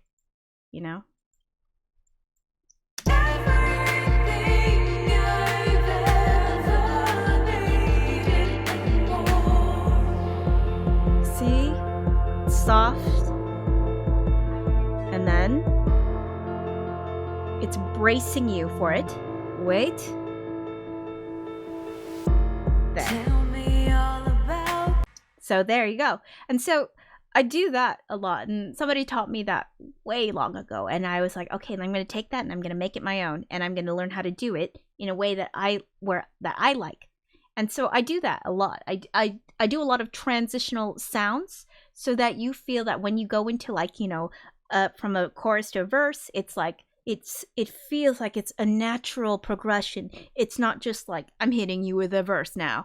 No, it should flow. And when I look at music, I think about it in colors. I think about it in like you're creating an ombre. So maybe the chorus feels like an orange color, and maybe the verses are red or green or something. You kind of ombre it. So you're kind of smoothing it, transitioning it so that it connects, And that's, I think, one of the tricks to making a song that gels. It's not just panning, it's not just the way you layer it. It's also adding those small little touches, small things that sort of help you, it's almost like they're so small and you won't hear it normally, but it makes a difference, Yeah. Do I sound like I know what I'm talking about? Cool. Yeah. Norshara says, I hear you. Thank you. Says, I hate it where I'm creating and the hours go too fast. Yeah. So that's what I did for this. And of course there's a dialogue at the end like, oh no, Earth is gone, and you're just like, shit, you know? So I'm gonna open the next song because I am like I know it's like sort of running a little, I'm like, yeah. Okay, don't save. All right, so that's kind of what that's what I'm doing. That's how I produce. And again, like everyone is like, they have their own way of working. So the way I work might not be the same as everybody else, but it's like I try to think of the song itself as a story. And the song in itself is a story. There's a beginning, a middle, and end. It has its own sense of drama within the bigger context of the story. So you've got little stories that make a cohesive large story. And that's how I look at music. That's how I look at albums. Everything is cohesive. It should, for me, it should feel cohesive. Like it should flow a little, you know. It should feel like it, almost like it's effortless, but it's not, you know. There's a lot of effort that goes into this. There's a lot of thought, and it sounds like, and it might not like sound that complex, like as far as like, oh yeah, that sounds like hardly anything, whatever.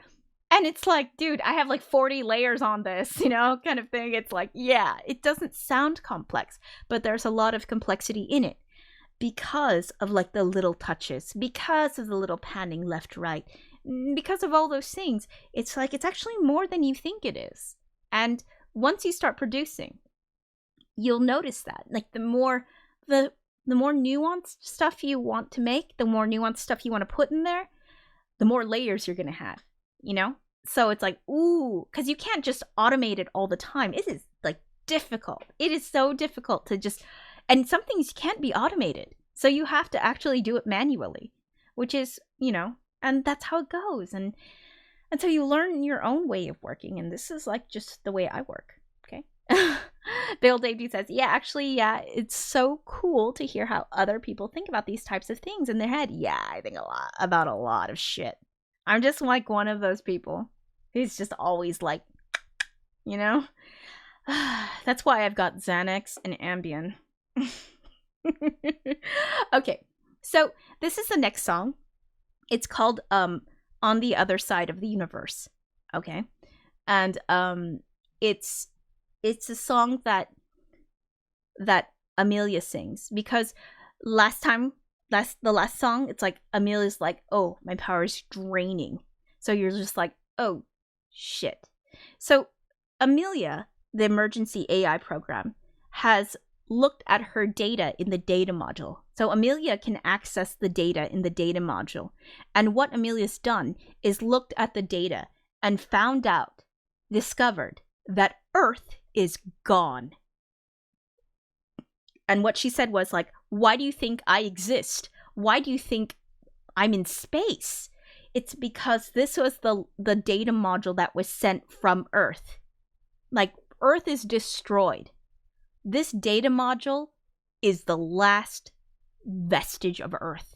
It is the last thing that carries like tons of information, the last information, all the information about Earth. It was the one thing that was sent out before Earth was destroyed. And now it's like it's not just, you know, like, I'm sad that Earth is gone. It's not just that. It's that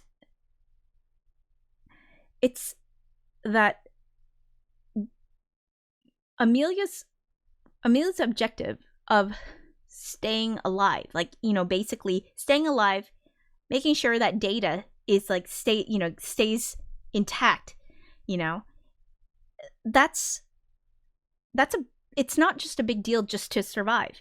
For her, it's even more of a responsibility of carrying on knowledge that you know, that doesn't, you know, of a civilization that does not exist anymore. It is lost knowledge.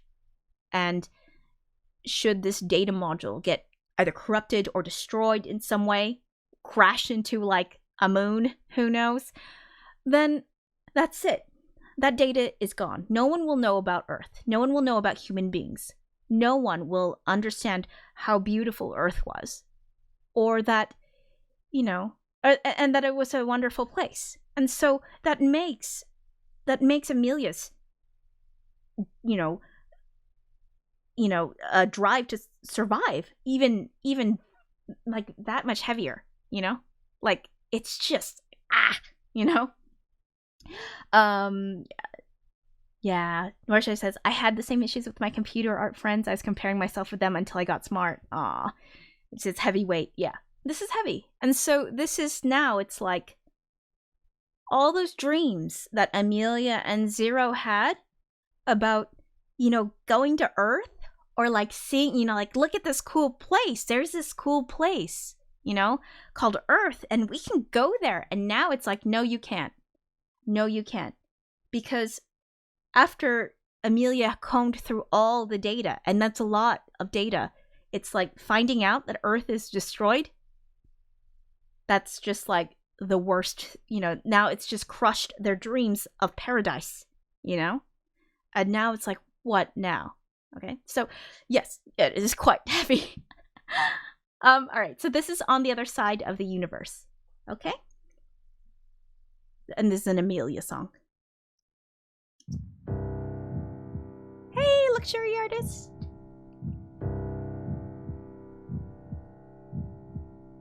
Pictures of people I'll never meet, walking nowhere on an empty street, friendly faces that I'll never greet. On the other side of the universe, bright horizons of a coming dawn, distant sounds of an earth now gone. Can't stay here, but I can't move on the other side of the universe. Never thought I'd lose this fight, blinded by a dying light. Came so close but out of sight. Did it matter that I tried? Life too short and the distance long. Felt so right that it couldn't be wrong. Guess I'm singing my final song. On the other side of the universe, spread my wings, but I failed to fly.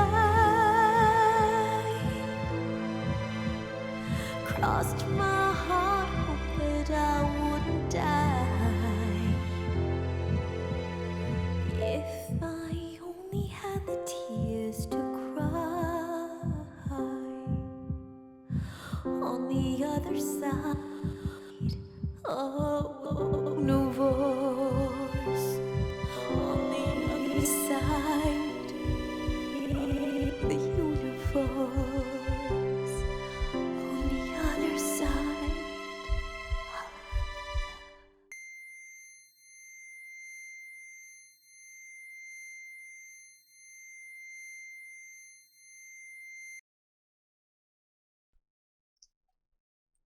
Okay. That was On the Other Side of the Universe. Oh, so sad. Yeah. Oh, luxury artist joined us. Luxury artist. Glad you're doing well. And opened a merch store.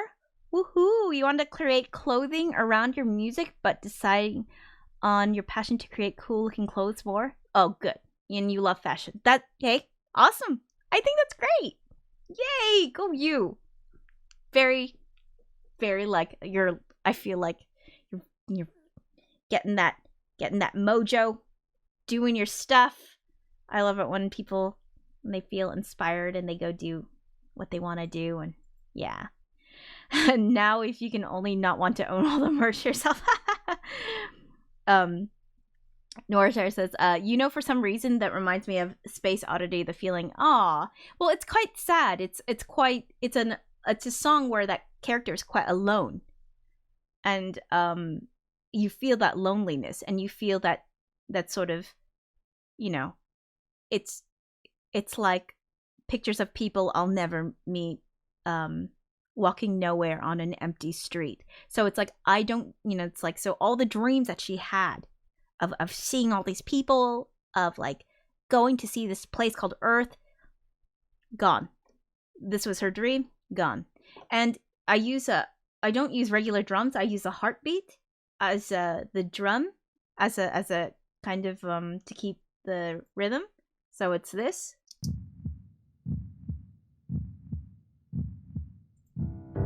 That's all it is. And I do that and I mess with it a little bit at the end. So when the character's voice is glitching, you can hear the heartbeat glitching as well. So let me play that part for you. On the other side, oh, no voice. On the other side, the universe. On the other side.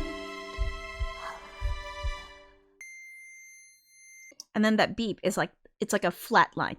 If you like the heart, like a flatlining, like when you listen to heart machines and then they go beep, and it's like, uh-oh, that's death. Big old Dave Dude says that heartbeat had me, and then that end, yeah. All aboard the field train. Yeah. You know what? When I first recorded this, I was crying through it, and I had to record it over again because I had to do it with more of an Amelia voice, because before the voice that I had used was too much like too much like Zero's voice. So I felt like I had to redo it in like that higher voice, but it's really hard to do that voice and also convey pain, because when you want to sing and convey the emotion of pain, it goes from here, like from your chest down to your stomach instead, like your diaphragm, like right down there, like you kind of, it gets a little lower. So for example, it's like when I sing Zero's voice always has like it's a little bit lower. It's got a little bit more like depth. It's got a little bit more gut, and it's because that's how I convey pain in my voice. Again, everybody's different. You can do it in a different way, I'm sure. Like everyone has their own way. But Amelia's voice was really sweet, and it's all like almost, it's childlike and naive and innocent, and so it's all like higher notes, like higher notes, and it's all like sweet, and it's all like it all happens right here in my throat, like so. Yeah. So pictures of people I'll never meet. It's all here. It's all here. So it resonates a little differently. But when I sing like Zero's voice, it's like it's a little bit lower, and I can feel it in my gut. So it's like, we can go somewhere. Let's explore the galaxy. And so it's like, it's a different voice that you use. One, because you have to differentiate the characters, and two, because it's to reflect the emotional state of that character. So yeah. Oh Jesus. Yeah, I know you're crazy girl. So in this, I don't have a ton of layers. It's all just oh God, I think not even like 14 layers. It's not even like, dude, it's not even a lot. This is probably the song with the least amount of layers in it. And the reason why I keep it like that is because there isn't that when I think of a character that's dreaming, that is hopeful, I think of a swell of emotions, I think of a swell of a sound. But this, it's a sound that kind of swells for a moment and then dies down again. So, for example, hold on, I'm just gonna play it, and then I'll let you, and then I'll show you. Okay. So let me go. Did it matter that I tried? Life too short. So it's building. Distance long. Okay. Felt so right that it couldn't be. So you got strings, got piano. Guess I'm singing my final song. On the other side. Okay, so now second string has come in. My wings, but I failed to fly. Ascending notes. And the swell. Okay. So you feel that swelling, and then it dies. I only had the tears to cry. On the other side. Oh, no voice. On the other side. The universe. On the other side. So yeah, so you hear it swell for a moment and then it dies down again, because this swelling, and it follows the lyrics, like spread my wings, but I failed to fly. Like, so spread my wings, which is like a very, again, it's a big lifting kind of, that's what you get in visually. And then, but I failed to fly, and it's like crossed my heart hope that I wouldn't die. And it's like, so it goes down again, because again, this is not a hopeful situation. It's like she had all these hopes and now it's like getting dashed. Yeah, what is this emote I'm getting in my, like, I don't even know what that is. What is that? Can someone tell me what that is? Yeah. Anyway, so what do I use in here? I use, again, it's organic notes. It's organic sounds. It's always, with Amelia, there's always a sense of organic orchestra sounds. So you get the strings, here.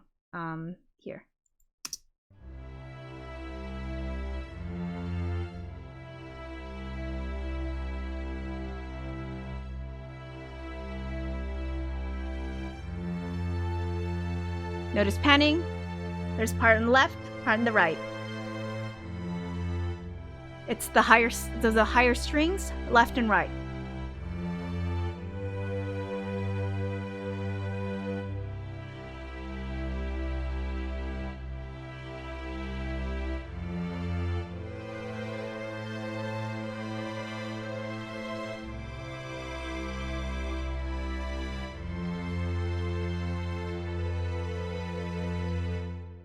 Okay, so that's the strings, and the piano, it's just like really simple piano. This is super simple piano. It's just two note sort of chords. It's not even three. And the reason why it's not three, the reason why it's just two is because it sounds sparse. Two notes, it's missing that middle bit, right? That you would normally get with a chord. And it's missing that middle beat, that middle note, which would usually indicate if it's a minor or major, right? Again, I know no music theory, so I'm just like, this is just kind of shit that I thought about.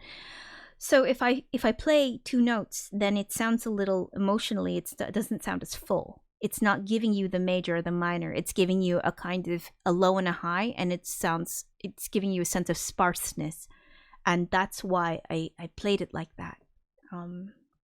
Yeah. Okay. And that's, and again, this is not a complicated track at all. It's really, really, not very big. It's not very layered. It's small stuff, but it's the smaller, that kind of sound that gives it that more intimate feeling. And this is a really personal song for that character, Amelia. It's supposed to make you connect with her on the deepest level, because it's like this is her kind of like her death song. Luxury Artist says, "Hey, I switched my desktop." Good. Big old Dave dude says, "Well, for not knowing, you're doing it well. Thanks. I'm kind of making it up." Luxury Artist says, "Me, when I do mixing, I don't know anything, but it works out well somehow." You know what? That's always how it starts, right? We don't really know that much, and then we just make it up. And then we learn a little bit more, and then we make some more stuff up, and then it kind of, you get to a point where you're like, okay, this is kind of good. Yeah, and that's how that works out. So, the last song I'm going to play for you, because I know I've been streaming for more than 2 hours. So I'll give you the last song that I'm going to play for you tonight, and I'll explain a lot of the components behind it as well. It's not like a song where I do vocals. It's an instrumental. It's the one instrumental in this musical. And the reason why I put an instrumental in there is because it's so you can process the grief, and also so you can process your own feelings, and also to give you a break from the voices. It's just to give you that little break, and it's emotion without words. It's emotion without singing. It needs to feel like I want to tell you a story, but not with lyrics, and not with words, and not with singing. I wanted to tell that story with just emotions, because this is what I imagine is going on,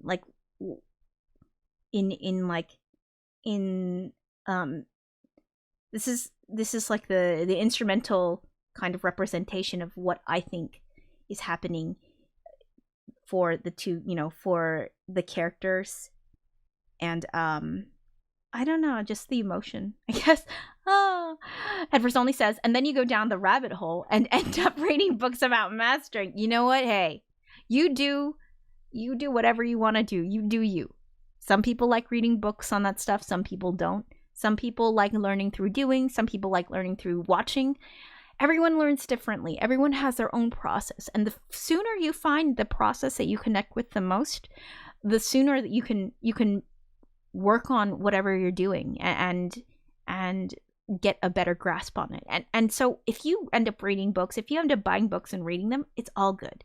If you end up just watching YouTube videos, it's fine. If you end up just learning by doing, that's fine too. Whatever works for you. This is there's never the one answer that fits everybody. There's no one size fits all in this. Everybody has their own workflow, their own way of learning. And if you as soon as you find it, then go with it. And if you want to change it up, then change it up. But really, it's just everybody has their own way. And I'm not judging anybody, because we all have our own shit, man.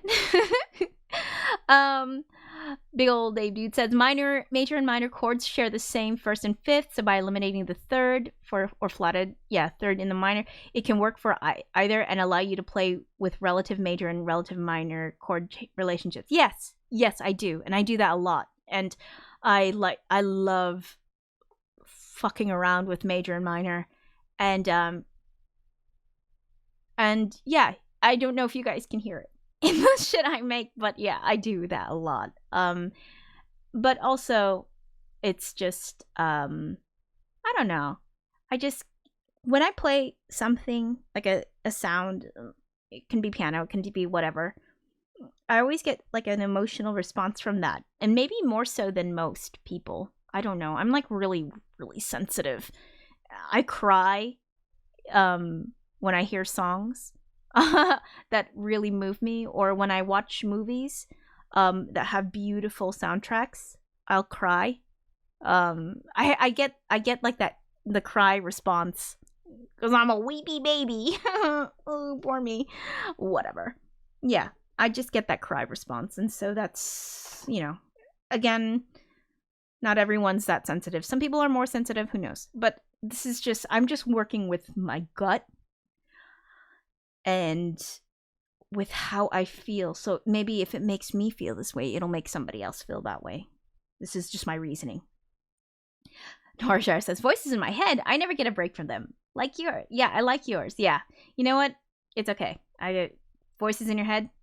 I got that, All right. So last song of the night is called Too Late. Like too late.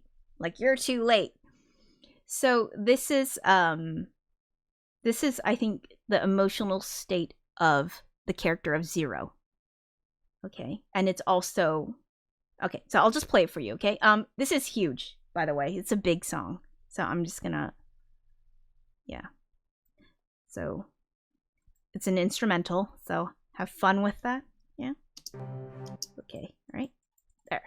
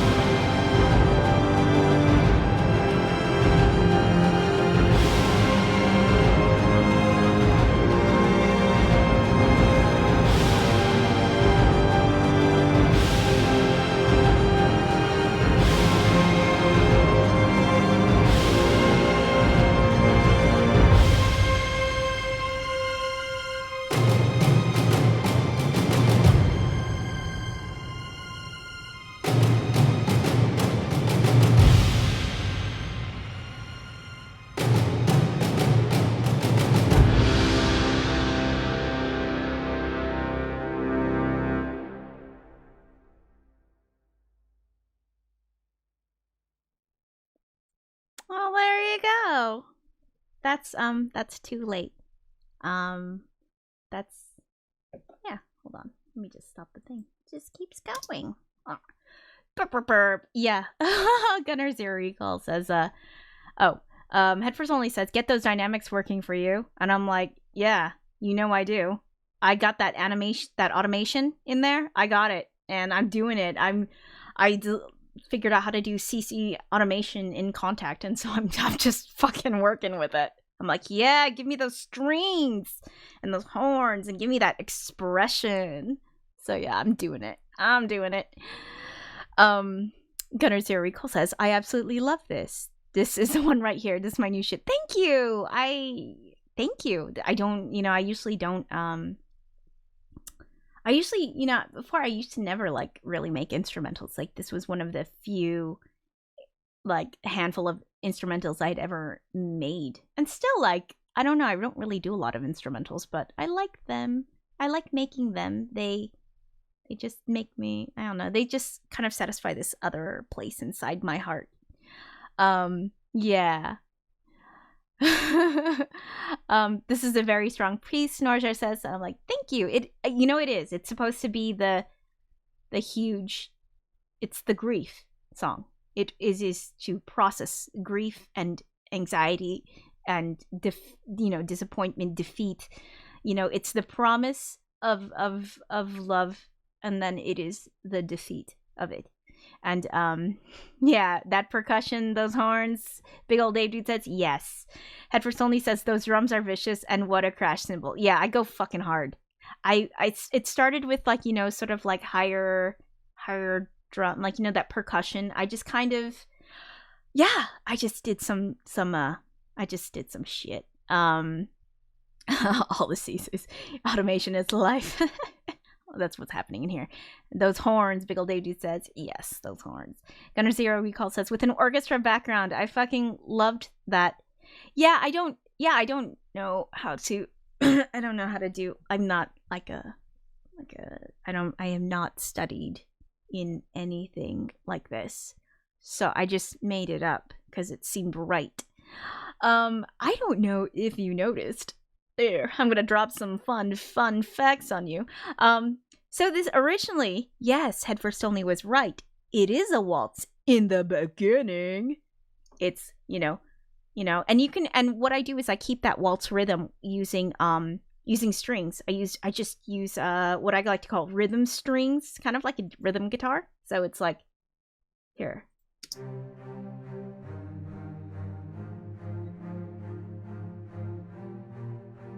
2 3 1 2 3 1 2 3 1 2 3. Okay, so I changed the time signature. I went from 3/4 to 4/4, and I changed the tempo too. So the tempo goes from like 140 at a 3/4 to 180 at a 4/4. So it goes from like this. I'm just gonna play the little click track thing for you. So if you just listen to the click track, hold on. 2 3 1 2 3 1 2 3 1 2 3 1 2 4 1 2 3 4 1 2 3 4 1 2 3 4. Okay, so it goes from 3/4 to 4/4, and the reason why I did that was because I thought it would be really fun to like do a change up in the time signature. I just thought that would be really fun. It would feel less waltzy and dreamy and more like to the point, really decisive. Yeah, I do that. I don't know what made me think of that. I didn't. It's not like I fucking studied this. It just felt right. Yeah, it just felt like the thing to do. Like I felt like it seemed like something I ought to do. Yeah. And it's also to indicate, to like signal like some shit's happening. Like shit is, So yeah, big old Dave Dude says, I felt it. That's when I was like, okay, yeah, I know. Like it's like shit gets real, it's like, yeah. But that's it though. If you think about the beginning, it's like it's dreamy and it's got that dreamy piano. So hold on, I'm gonna play the piano, just the piano for you. And so it's just this, That's all it is. Oh, you gotta go. Dialysis is over. Okay, bye, Norshire. Thanks for hanging out. I hope you enjoyed this. It was really nice having you hanging out here. I hope you're doing okay. I hope dialysis wasn't too bad either. Okay. So piano. All right. The piano in this is like, it's all supposed to be kind of, it starts out like this.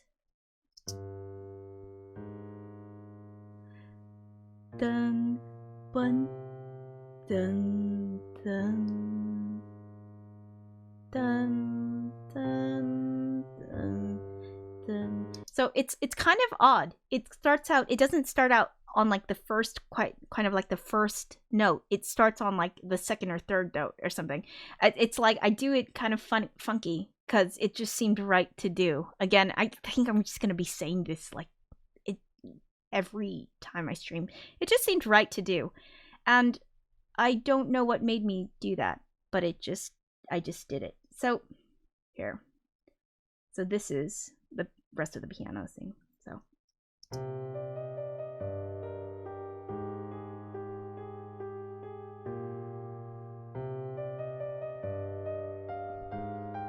So this is panned like left and right. It's just really close. It's like a little 5 to the left, 5 to the right. That's all it is. But it's separate enough, and it's close enough though, so that you feel it a little bit more. It's more center.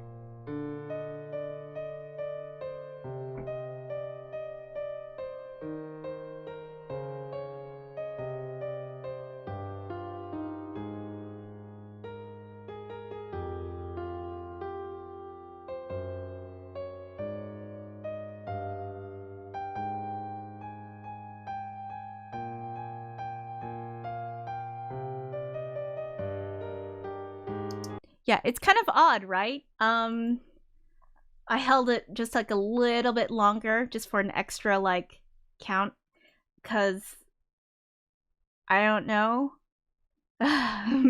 Big old Dave Dude says it makes it feel like you're actually sitting in the piano seat. Yeah, again, pianos, intimate, emotional. It's supposed to feel like that, you know? You should feel it in the center of you. Like for this song, because the piano is the emotional, is that sort of sweet, kind of innocent, emotional thing that is like, to me it's kind of dreamy, the way it is, and the whole thing is dreamy in the beginning because it's like 3/4, the waltzy kind of dreamy. So and the feeling of it, it's just I was really I don't know, it kind of reminded me of anime. You know, like sometimes when you listen to like anime soundtracks, like I haven't seen anything in a really long time, but I really ought to. But when I think of this, like the way the notes are, it's like it totally feels kind of anime, and it's just, especially when it gets here. Hold on, I'll just get to it.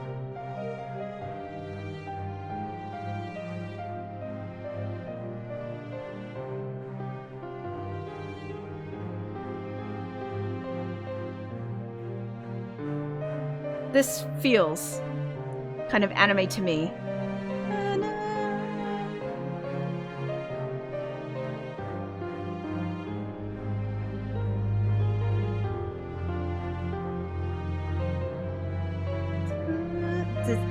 It sort of takes you.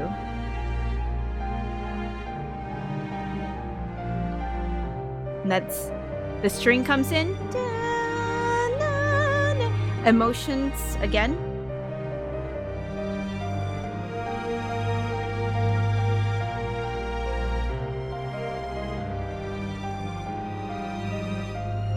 So that single violin is just like, see how it's penetrating, and you're not really paying that much attention to the piano anymore. It's just that string. It's the strings, the high strings. They're...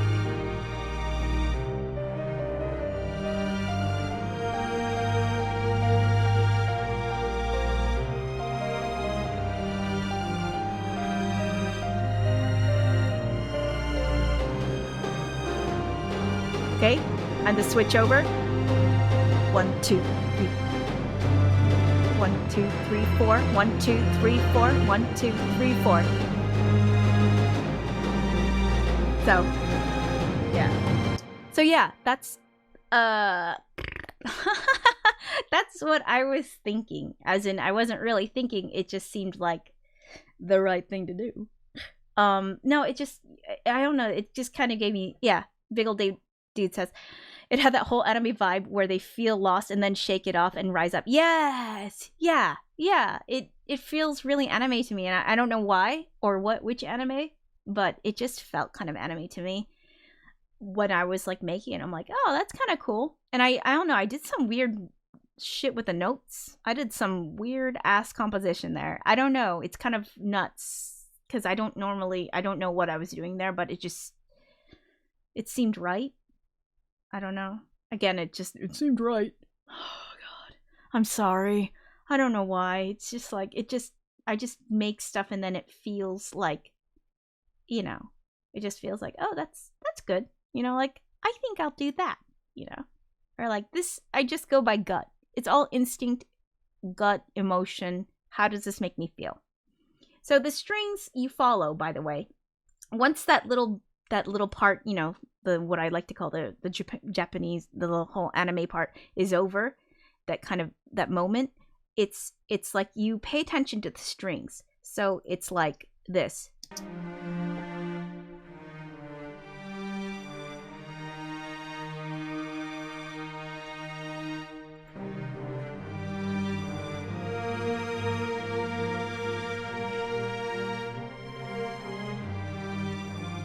So this is like a string that's a little bit closer right here, and it's left.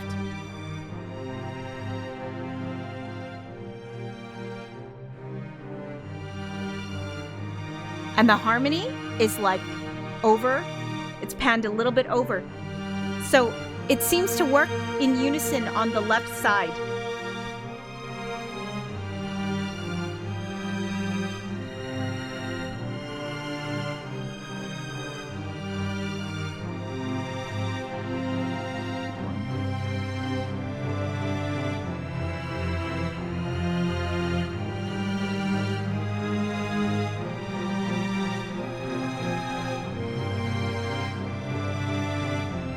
So it's anxiety, okay? And then I drop the rhythm strings altogether. Why do I drop the rhythm strings? Cause we got that percussion coming in. And you're like, God damn, that percussion's nuts. And it's like, I know, I'm weird. At first only says, Mel's the Muad'Diva producing. It seemed the right way to do it. Yeah, exactly. Big ol' Dave dude says, the sleeper must awaken. Yeah, it seemed like the right way to rig that still suit. Oh yeah, I know what you're talking about. I've seen that movie a million times and I have the DVDs. Yeah.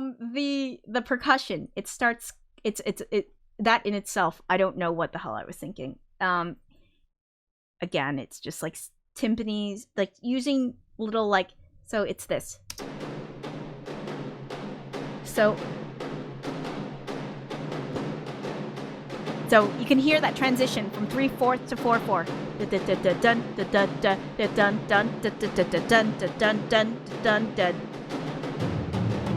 Bum bum bum bum. So it's now panning. You've got the thump on the right. Dun dun dun dun. 3 4. 1 2 3 4. 1 2 3 4. Yeah. And now you've got those big like lower timpani hits, like boom. You know, like. Oh yeah, and then we got them crashes.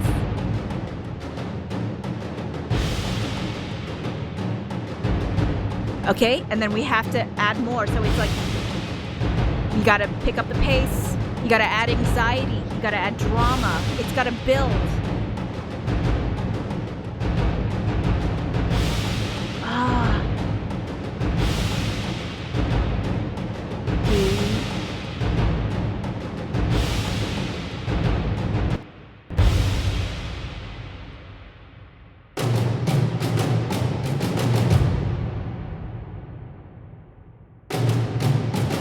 And then one more crash. There it goes. You got a crash.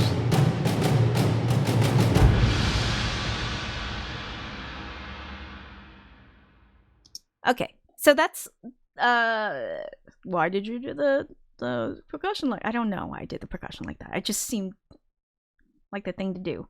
And if I think that it would, the reason why I didn't just include like right here, this is just a cymbal crash, okay? The reason why I didn't do like a cymbal crash in each thing is because it's because it would be too much, because I need to leave that room for you to process the other instruments. There are two strings that end up that you get here at the end. It's just these two things right here. It's two string sections, and it's just this.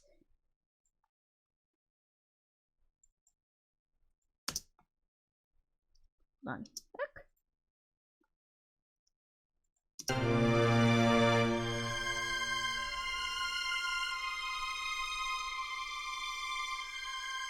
This is to hold. It holds you. You know, it hangs and it holds you there. And it transitions you. And then it transitions you, you know, into that low horn at the end. You know? And that's how it, again, it's like trying to create that emotion. You can't just do it really strong and then that's it. You have to have that contrast, okay? You got to have that feeling of contrast, because if something is always loud, then it won't be like, you won't feel it as much. So I'm going to play the end bit for you so that you kind of get it a little bit more, so I can like, sorry.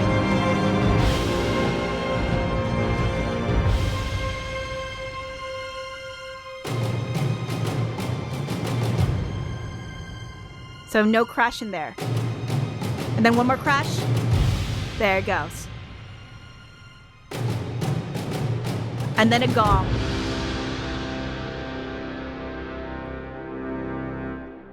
So gongs really symbolize to me like the ending of a song. Like they symbolize the ending or beginning. Gongs feel like a final thing. So that's why I don't stick a gong in there until the end. So yeah, that is a gong.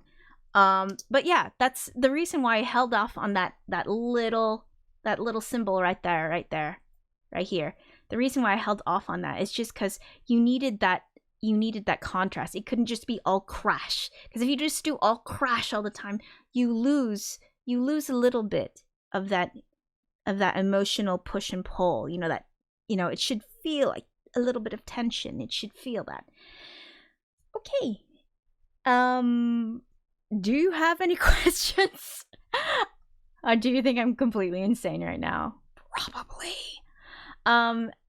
I guess that's it. I know it's around like 2 hours 40 or something. Let's see. Is there anything else I want to share here with you? I do the low horn at the end because I don't know. Hans Zimmer? Damn it. You bastard. You bastard, and you made us love horns so hard. Inception. Yeah, I know. Inception, one of my favorite soundtracks of all time. And again, I didn't even know that this was like, I've loved film scores since I was a little girl, and I never understood why. And it just like, I get it now, but it took me a long time to understand why I loved it so much. And I don't, again, I don't, the only time the only time, like, I only started doing like scoring like, again, when the pandemic started. So I'm scoring Metropolis, but I'm taking a break from that and working on this, and then I'm going to go back to it. But again, it's like I don't normally do just instrumentals ever. And part of that was just because I wasn't really sure how to do it. And also that if anyone would want to hear it, and if I would make anything worth listening to. And I feel like I've gotten a lot more of a grasp from of like instruments now. Like I have a better understanding, but it's only after like years of trying to figure it out and just a lot listening to scores. And so if you want to learn, I guess if you want to learn how to do this, listen to scores and listen to what you like and try to find the things that you like about it. You know, is it a low horn? Is it the percussion? What is it? Is it the moments of silence? What is it? And you'll find it. Okay. Head First Only says, that was fascinating. Incredible soundtrack. Fave of mine too. Yeah, I know, right? And one day I will be able to afford the VST packs from Spitfire Audio. Yeah, they're expensive. Big Old Dave Dude says, you can't refute it. Haha, Hans Zimmer shouldn't be allowed to be that powerful. Yeah, I know. And yeah, I know, like, God, if I could be like a lady Zimmer, that would be great. There aren't a ton of female composers out there. I feel like it's just men outnumber women by huge amounts. Maybe like 20% women, 80% men, maybe. I don't even know, but it's not like a. Oh yeah, there's a Big Old Dave Dude says there's a Hans Zimmer masterclass. Yeah, I know there's a Hans Zimmer masterclass. I guess I don't know. I want to take it, but at the same time, it's like I also don't want to ruin my natural sort of I don't want to ruin my natural intuition and instinct. When I make music, I don't second guess myself most of the time. And when I mean most of the time, I mean like 95% of the time. I don't second guess myself. I don't doubt what I make because I feel it's right. I really feel it. And I guess my big fear about taking any kind of class is that I'm worried that I'll lose that sort of gift that I have, because it is a little gift. It is a gift, and I'm lucky to have it, and I don't want to ruin it. But at the same time, I need to also keep learning, keep growing. So, I mean, I'll take it maybe. Like, but it's just, again, I don't know. I just have like this natural sort of thing with instruments. It seems they just make sense to me. Like some people are good at math. Some people are good at like lots of other things. I couldn't program anything to save a life. I don't understand how to do a lot of things. I'm so shit at so much stuff. I can't do it. But this I understand in a really deep way, like inside me. Like it speaks to me. I get it, and I didn't have to be taught it. I just understood. And so if you have something like that, it's always scary because you don't want to lose it, because once you start to doubt yourself, it's like, then it's just like, oh my God, it's almost like it's terrifying, because then you stop trusting yourself, but that doesn't mean I should stop learning. It just means that I need to be a little bit less strict about what is right and what is wrong, because in the end, I think we have to follow our own instincts, our own intuition, our own sense of what something means to us, at least when we're creating something that's just for ourselves. That's, but if I'm sure if you're doing a job for somebody else and they want a certain something, you got to work around that as well. Not that I have a job for this. I don't. One day. Big Old Dave Dude says, be the first, rise up and take the crown. I feel what you're saying. Yeah, I know. I'll work on it. Headfirst Only says, his live in Prague show is worth a watch. Johnny Marr and Guthrie Govan on the guitars. Cool. One day I can see Mel taking a show like that on the road. I don't know if I've got that kind of, like, a lot of these composers, I mean, they were like educated, like musically, like they went to school for music. I couldn't even get into fucking conservatory because I didn't have the education. I didn't have the music theory. I didn't have any of that. I couldn't read a bunch of notes.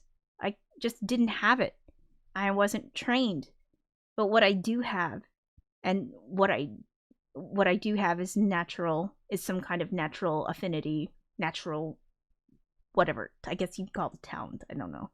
I just understand it. I understand it a lot. And I can feel it, you know?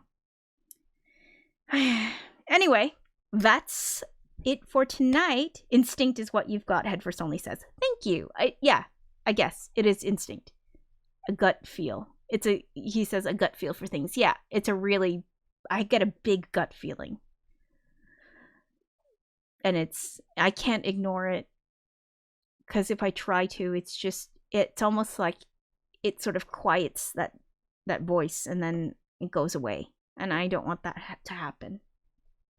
Anyway, that's it for tonight, I guess. It's already like heading into like 2 hours 50. So I think I'll stop it and give you guys a big fucking break from my big fat mouth and my musicals and all that shit. My real deep talking crap. Yeah, I'm getting tired too. And I want to go to sleep. And yeah.